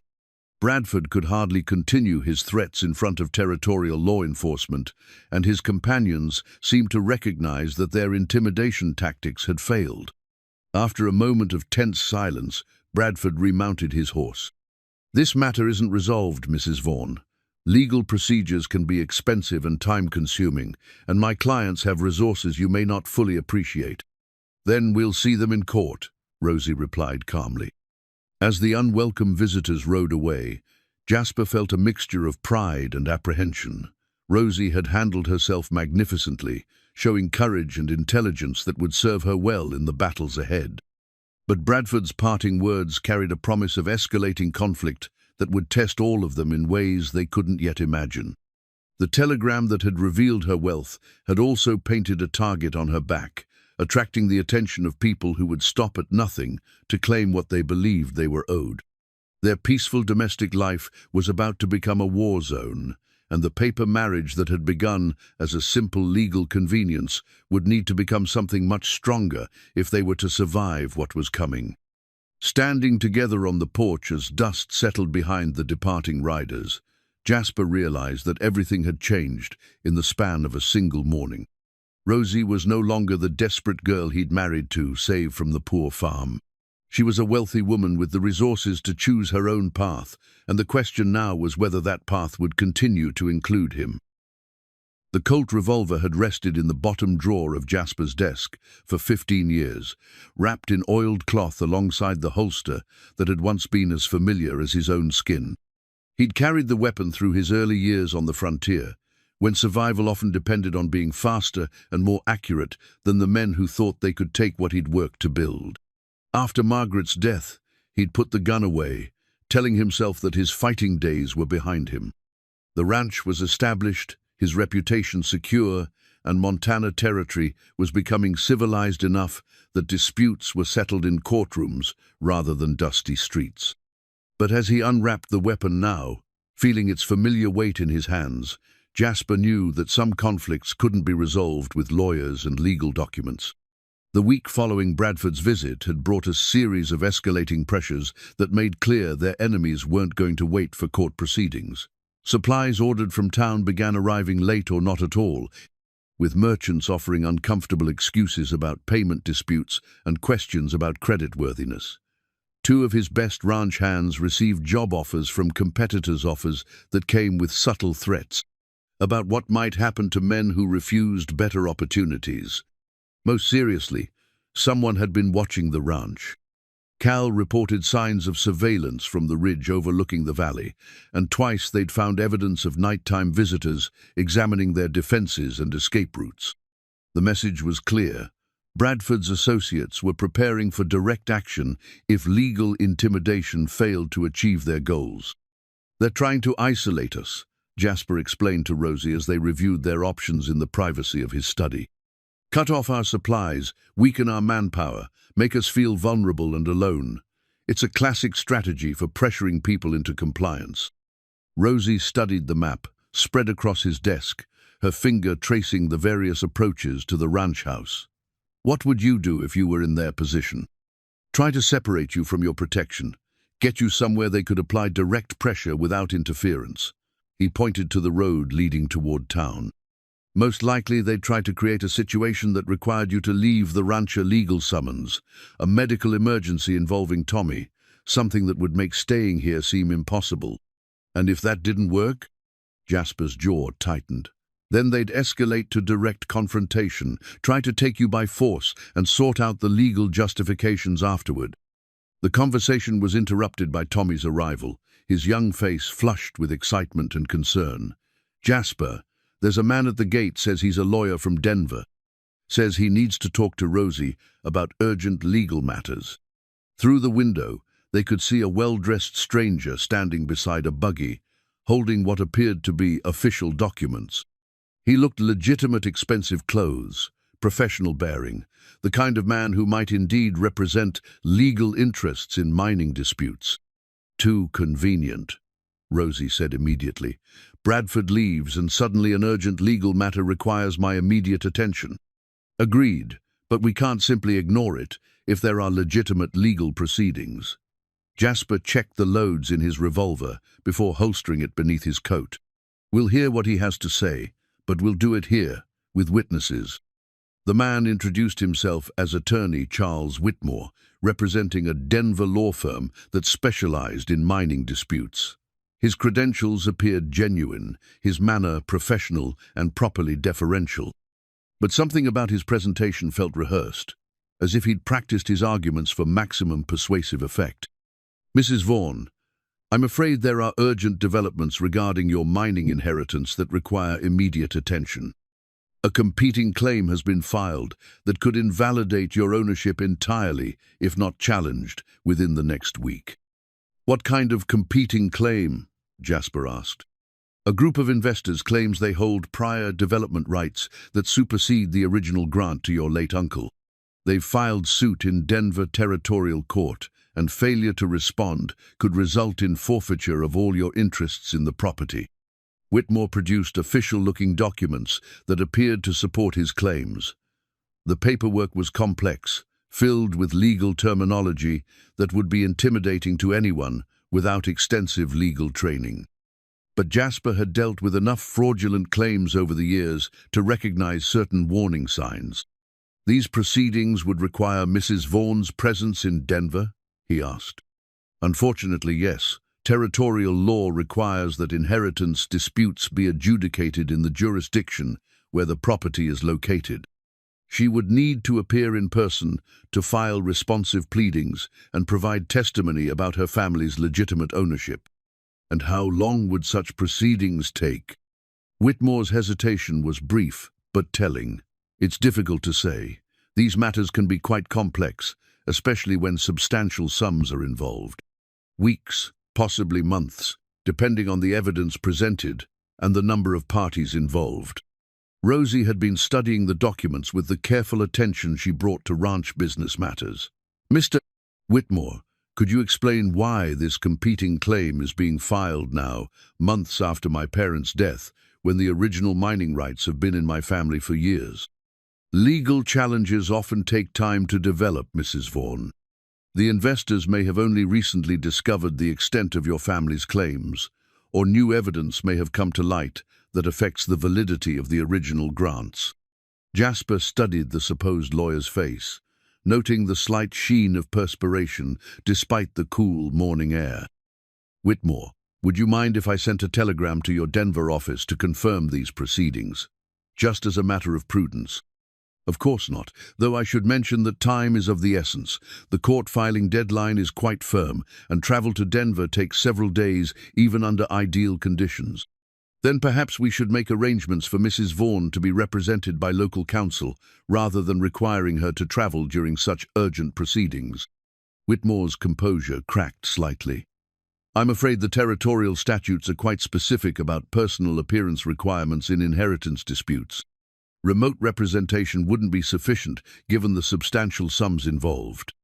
Tommy had been listening from the porch steps, his young face growing increasingly troubled as the conversation continued. Suddenly he stood and walked directly to Whitmore, studying the man's face with the directness that only children could manage. "Mister, are you really a lawyer?" the boy asked. "Of course I am, son. Why would you ask such a question?"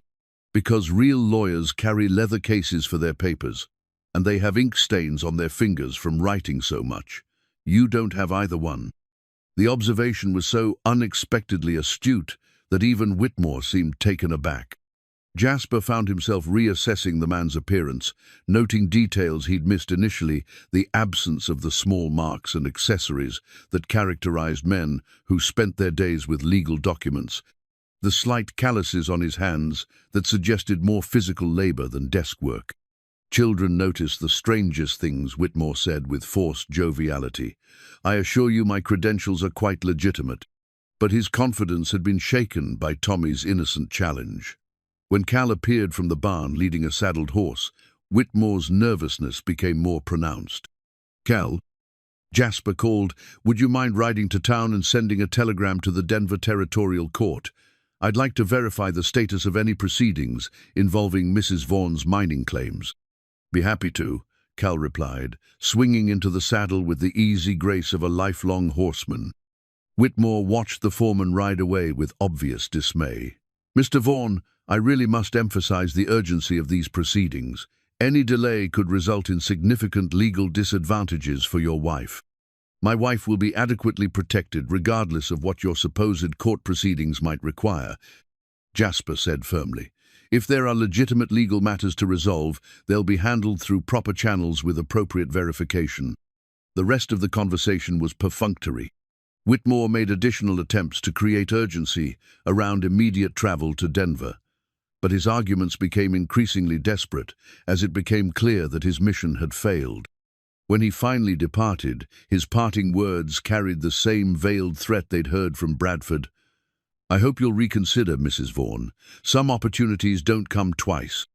That evening, Cal returned from town with confirmation that no inheritance proceedings involving the Hartwell estate had been filed in Denver Territorial Court. The supposed urgent legal matter was as fraudulent as they'd suspected another attempt to separate Rosie from her protection through deception rather than direct force. They're getting desperate, Jasper observed as they discussed the day's events over dinner. Failed intimidation, failed deception. They'll have to try something more direct soon. What would that look like? Rosie asked, though her tone suggested she already suspected the answer. Kidnapping, Tommy said bluntly. They'll try to take Rosie somewhere. They can make her sign papers, giving them what they want. The boy's direct assessment was probably accurate. With legal manipulation proving ineffective, Bradford's associates would likely resort to direct action. The question was when and how they would make their attempt. I've sent word to some old friends, Jasper said, men who've dealt with this kind of trouble before. They should arrive within the next few days to help us prepare proper defenses. What kind of defenses? The kind that make it very expensive for people to threaten what belongs to us.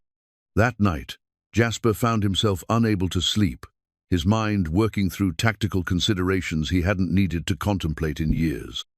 The ranch's layout offered both advantages and vulnerabilities, multiple approaches that could be defended, but also multiple routes for potential attackers. The house itself was solidly built but not designed to withstand sustained assault. More troubling was the realization that their enemy's greatest weapon was Rosie's own protective instincts. Any threat to Tommy would force her to consider compliance with their demands, regardless of the personal cost. Similarly, any threat to the ranch hands or Mrs. Chen would create moral pressure to surrender rather than allow innocent people to suffer for her inheritance. It was a classic dilemma of defensive strategy, how to protect people who cared about each other without allowing that caring to become a weakness that enemies could exploit. The next morning brought news that crystallized their situation into stark clarity. A message arrived from town indicating that strangers had been asking questions about the Vaughan family's routines when they traveled to town, what routes they preferred, whether Mrs. Vaughan ever left the ranch alone.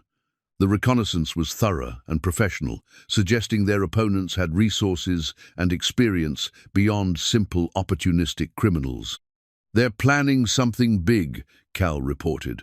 Word is there's maybe 8 or 10 men asking questions and buying supplies. Too many for a simple snatch-and-grab operation. What kind of supplies? Rope, provisions for several days, ammunition, like they're preparing for a siege or a long journey. Jasper felt cold certainty settle in his chest. Bradford's associates weren't planning a quick kidnapping followed by immediate compliance. They were preparing for an extended confrontation, possibly holding Rosie until legal documents could be prepared and pressure applied to force her cooperation. How long before your friends arrive? Rosie asked. Tomorrow, if they received my message in time. And if they didn't? Jasper checked his pocket watch, calculating distances and travel times.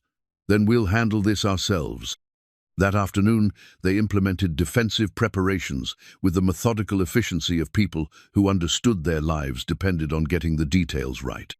Weapons were cleaned and positioned at strategic points throughout the house.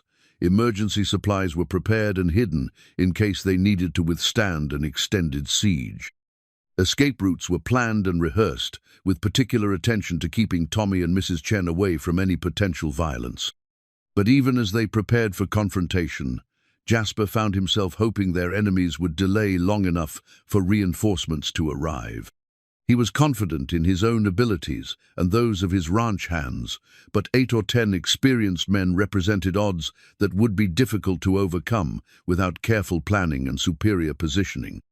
As evening approached, bringing with it the heightened tension of waiting for unknown threats to materialize, Jasper gathered his makeshift family in the sitting room for what might be their last peaceful evening together. "Whatever happens," he told them, "remember that we're fighting for more than money or property. We're fighting to keep our family together, to protect the home we've built, and to ensure that bullies and criminals can't take what doesn't belong to them." Tommy nodded with the solemn understanding of a boy who'd grown up faster than he should have needed to. Rosie's hand found Jasper's, her fingers intertwining with his in a gesture that spoke of partnership and shared resolve. "We'll face it together," she said simply. Outside, the wind picked up as another spring storm approached the valley. But inside the walls of the rocking V, 4 people who'd become a family prepared to defend everything they'd built together against forces that threatened to tear them apart. The marriage certificate lay spread across Judge Morrison's desk like a shield against the legal chaos swirling around them. Dawn had broken grey and threatening, but Jasper's reinforcements, 3 weathered men who'd ridden hard through the night, had arrived just as the eastern sky began to lighten. Their presence in the ranch yard had shifted the tactical balance, but Bradford's next move proved that he understood legal warfare as well as physical intimidation. "The inheritance claim is being challenged on grounds of marital impropriety," Morrison explained, his weathered fingers tracing the relevant passages in the territorial legal code. "Bradford's associates have filed papers alleging that Mrs. Vaughan's marriage was contracted under false pretenses, specifically to avoid legitimate debts." Jasper felt his jaw tighten. "What kind of false pretenses?" "They're claiming the marriage was never consummated, that it's a legal fiction designed to transfer property ownership and avoid financial obligations. Under territorial law, an unconsummated marriage can be annulled, which would return Mrs. Vaughan to her previous legal status as an unmarried woman." Rosie's face went pale, but her voice remained steady. "What would that mean for the inheritance? If the marriage were annulled, you'd lose the legal protections that come with being a married woman. More importantly, any financial obligations attached to your inheritance would become your personal responsibility rather than shared marital debts." The trap was elegant in its simplicity. By challenging the validity of their marriage, Bradford's associates could strip away the legal protections that Jasper's name and resources provided. An 18-year-old unmarried woman would be far more vulnerable to pressure and manipulation than the wife of an established rancher. "How do they propose to prove the marriage wasn't consummated?" Jasper asked, though he suspected he already knew the answer. Morrison's expression grew uncomfortable. "They've filed for a medical examination to be conducted by a territorial physician. If such an examination were to confirm, that is, if Mrs. Vaughan's physical status were to indicate—" "Absolutely not," Jasper interrupted. "No one will be subjecting my wife to such an indignity. The alternative would be testimony from both parties confirming the marital relationship has been properly fulfilled." The implications hung heavy in the room. They could refuse the medical examination, but doing so would require them to testify under oath that their marriage had been consummated, a lie that could expose them to perjury charges if discovered, and a claim that would be difficult to maintain given their separate sleeping arrangements and the testimony of household staff who could be compelled to reveal the truth. "There's another complication," Morrison continued. "They've also filed an emergency motion claiming that Mrs. Vaughan is being held against her will, prevented from making free choices about her inheritance and future. They're requesting that she be placed in protective custody pending resolution of the inheritance dispute." "Protective custody where?" The territorial facility in Helena, under the supervision of court-appointed guardians. Rosie stood abruptly, her chair scraping against the wooden floor.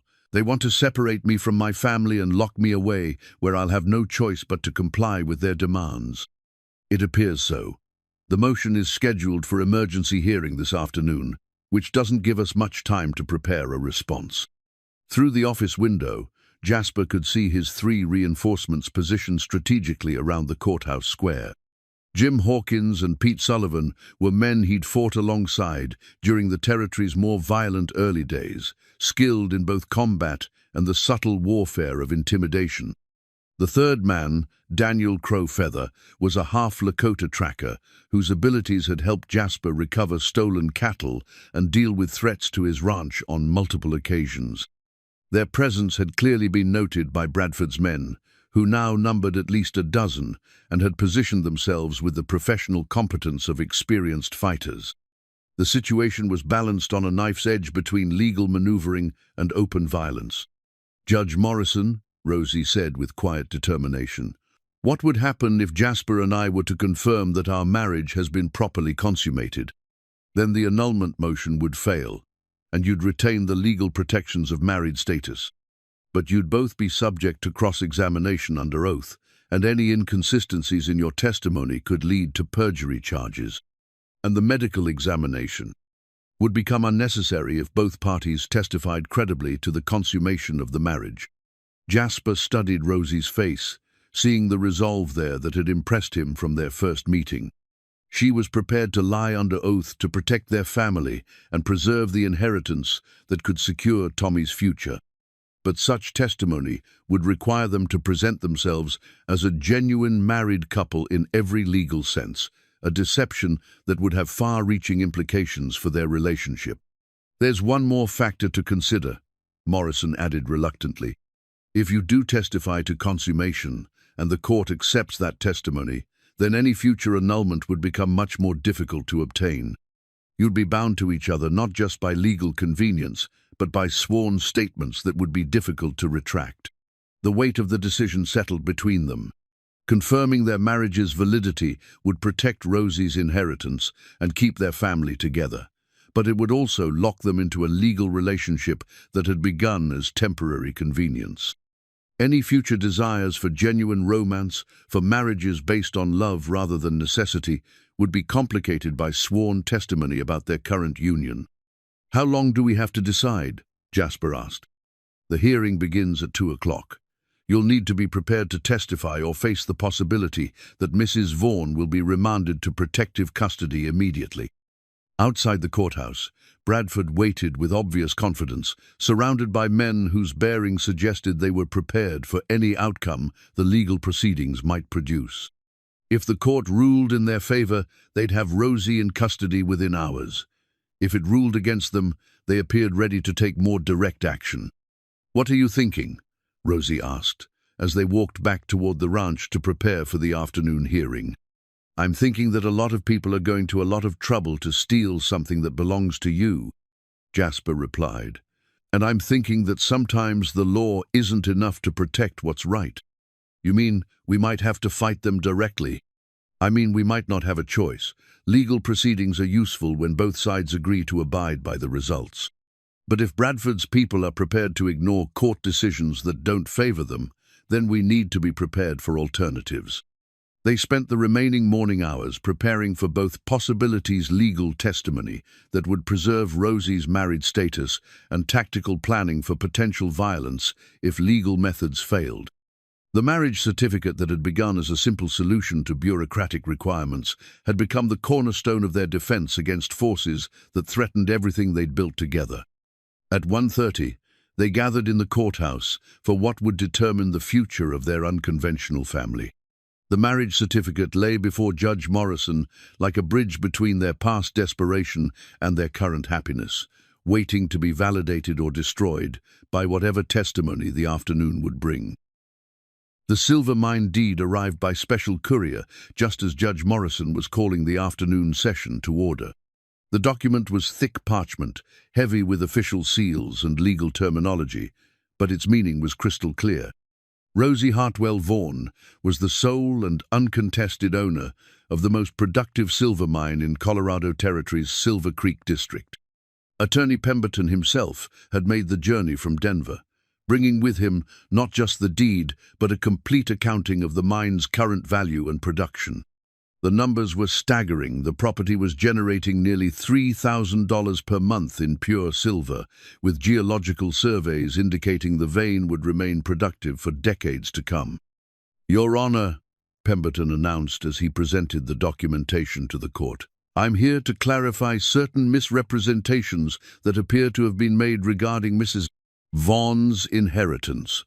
The mining claim in question is not subject to any legitimate debt or prior claim. The alleged obligations cited by Mr. Bradford and his associates appear to be entirely fabricated."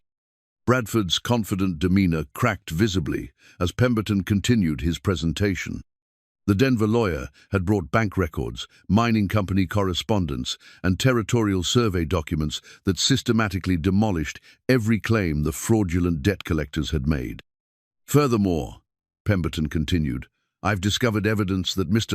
Bradford and his associates have been engaged in a systematic scheme to defraud inheritance beneficiaries throughout the territory. Similar false claims have been made against at least 6 other families, with varying degrees of success in extracting fraudulent payments." Judge Morrison studied the documents with the careful attention of a man who understood the gravity of what was being revealed. "Mr. Bradford, do you wish to respond to these allegations?" Bradford conferred hastily with the man seated beside him, presumably a lawyer, though one whose nervous demeanor suggested he hadn't expected the afternoon to take this particular turn. Their whispered conversation grew increasingly heated as the weight of evidence mounted against them. "Your Honor," Bradford finally replied, "there appear to be discrepancies in the documentation that require further investigation. I request a postponement to allow proper examination of these new materials." "Motion denied," Morrison said firmly.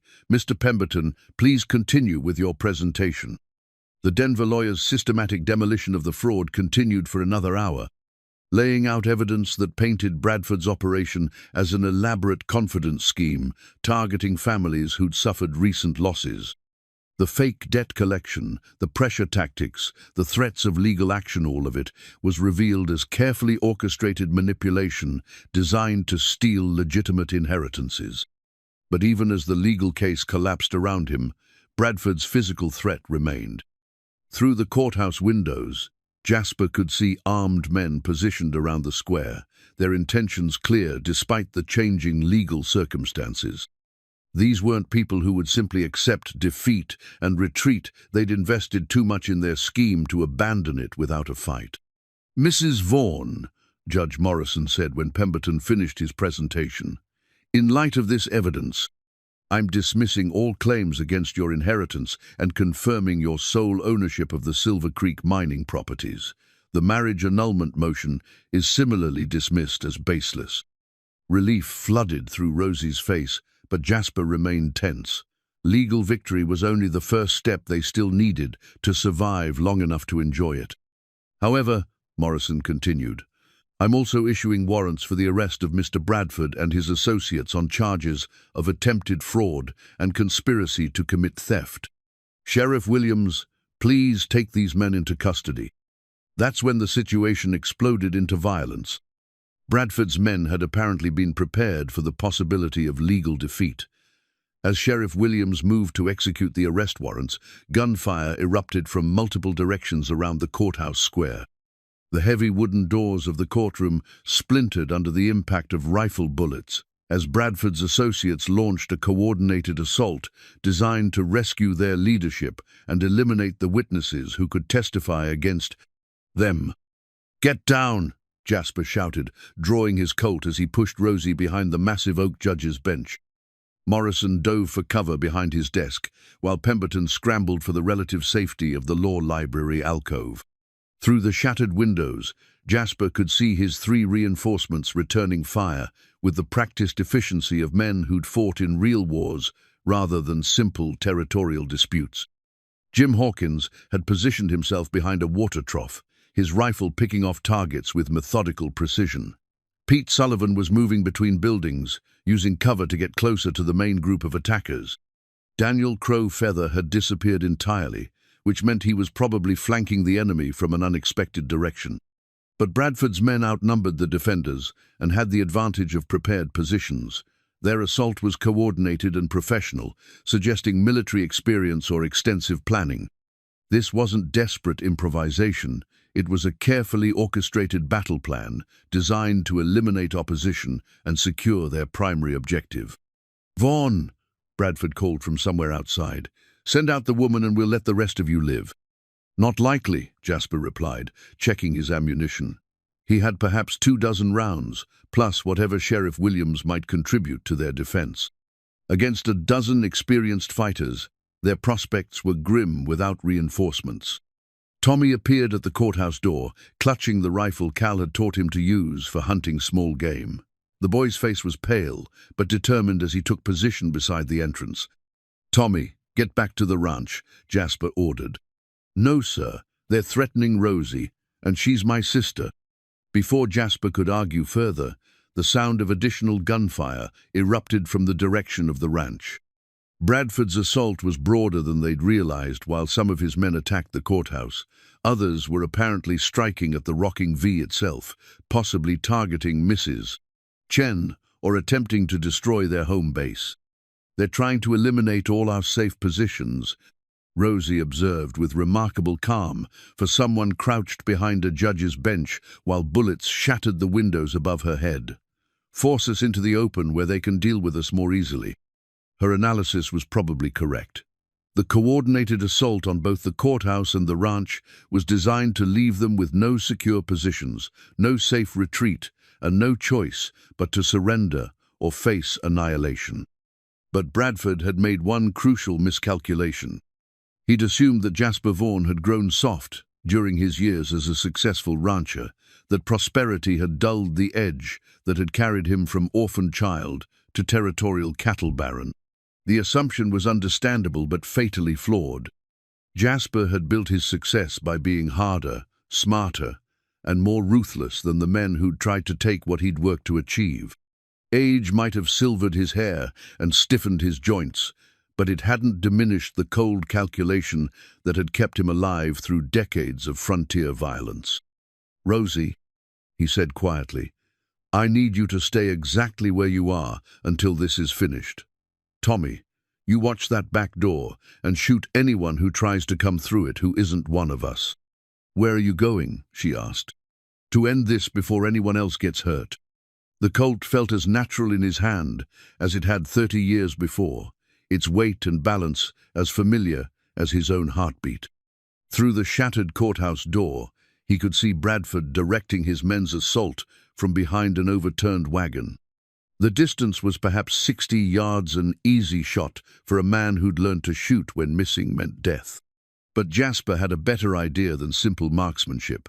Bradford wanted a war, and wars were won through strategy rather than individual courage.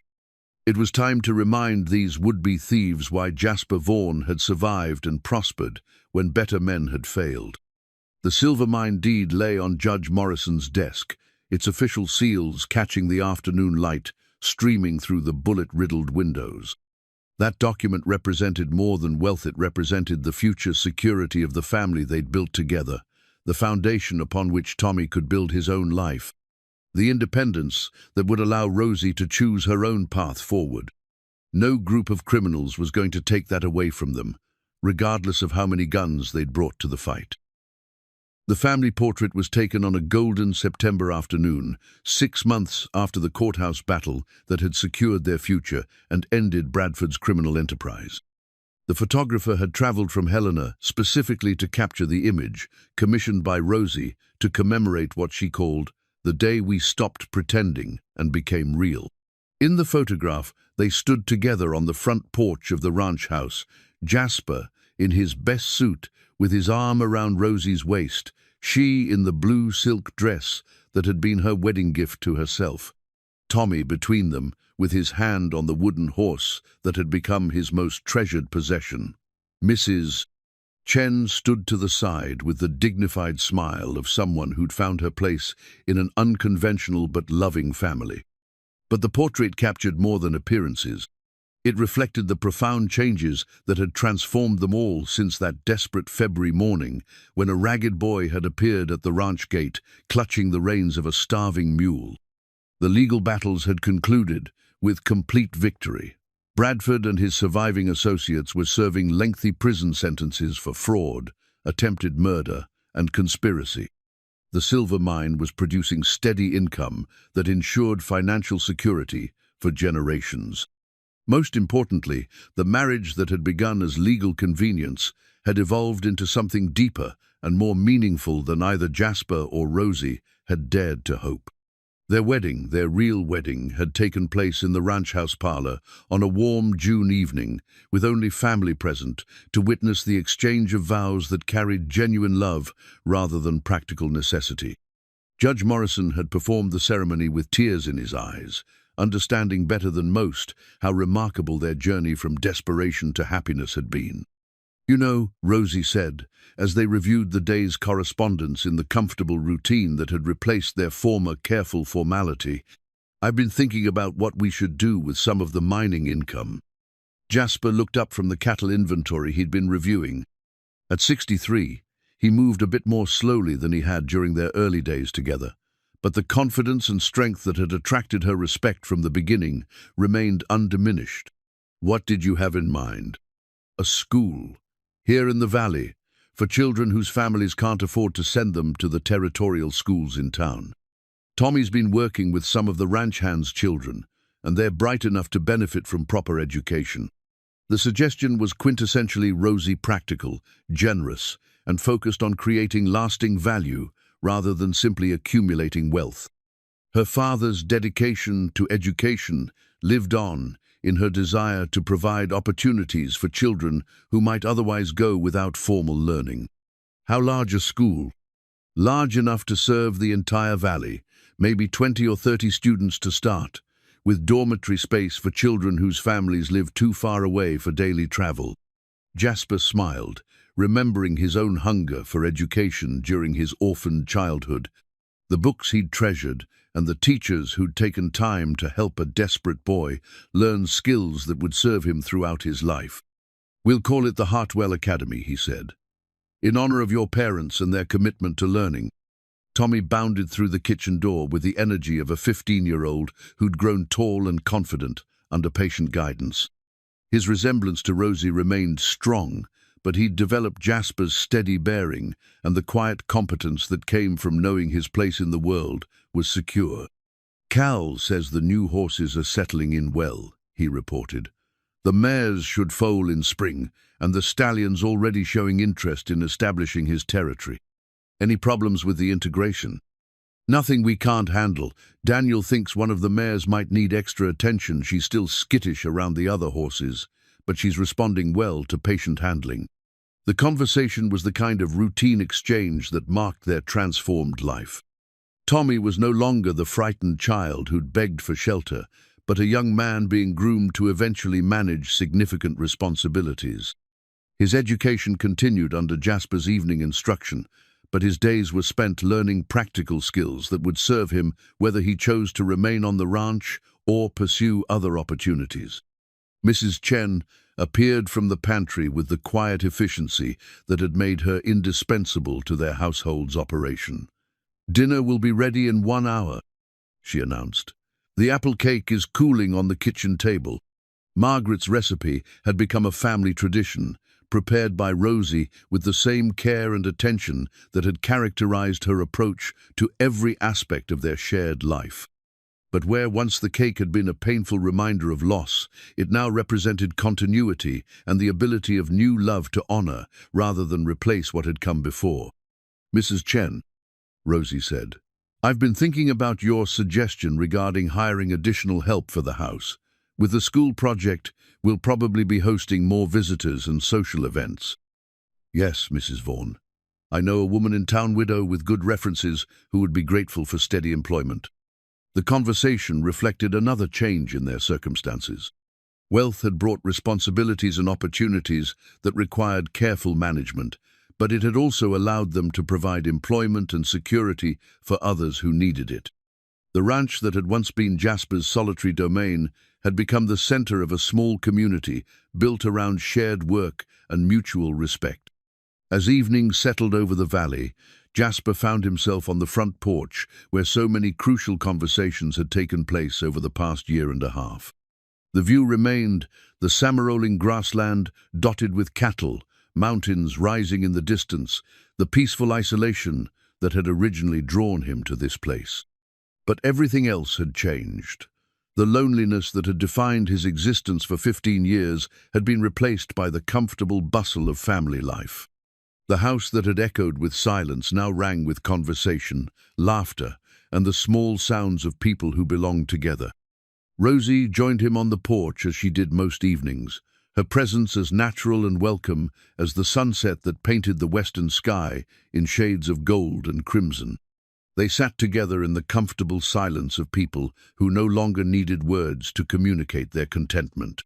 "Do you ever regret it?" she asked finally, "the way everything turned out?"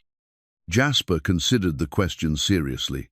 Their life together had brought complications and dangers he'd never anticipated when he'd first agreed to the paper marriage that had saved her from the poor farm. The legal battles, the threats, the violence that had nearly destroyed them, all of it could have been avoided if he'd simply allowed the territorial authorities to handle 2 orphaned children according to official procedures. But those same complications had forged bonds stronger than mere legal convenience or even physical attraction. They'd become a family through shared struggle, mutual respect, and the gradual recognition that they were better together than either could be alone. "No," he said simply, "I don't regret any of it. Not even the parts that were difficult. Especially not the difficult parts. Those are what taught us that what we'd built together was worth fighting for." Tommy emerged from the house carrying the wooden horse that remained his most treasured possession, though he'd long outgrown toys. He sat on the porch steps and began the careful maintenance that kept the carving smooth and beautiful, despite years of handling. "Tommy," Rosie said, "Jasper and I have been discussing plans for your future. The Territorial University is accepting applications for next year's class." The boy looked up with interest but also concern. "That would mean leaving the ranch." "Only temporarily, and only if that's what you choose. Your education is important, but so is your happiness and your sense of where you belong." "I want to learn as much as I can," Tommy said carefully. "But I also want to come back here. This is home." The certainty in his voice reflected the security they'd all found together. Home wasn't just a place, it was the relationships and commitments that gave meaning to daily life. Tommy understood that education would expand his opportunities, but he also understood that the foundation they'd built together would remain constant, regardless of where his studies might take him. As darkness settled over the valley, and they prepared to go inside for dinner, Jasper reflected on the transformation that had brought them to this moment of peace and security. The desperate children who'd appeared at his gate 18 months ago had become the center of a life richer and more meaningful than anything he'd achieved during his years of solitary success. The marriage certificate that had once been a legal necessity was now a symbol of genuine partnership. The silver mine that had attracted criminal attention had become the foundation for projects that would benefit their entire community. The loneliness that had defined his existence had been replaced by the daily satisfaction of people who chose to build their lives together. Standing in the doorway of his home, watching his wife and the boy who'd become his son in every way that mattered, Jasper Vaughn understood that some of life's greatest treasures came disguised as problems to be solved. The desperate plea of a frightened child had led to discoveries about love, family, and the possibility of happiness that he'd thought were forever beyond his reach. The wooden horse sat on the kitchen table beside the cooling apple cake, silent witness to the journey that had transformed strangers into family, legal convenience into genuine love, and a quiet ranch house into a home filled with laughter, purpose, and the promise of many more years together.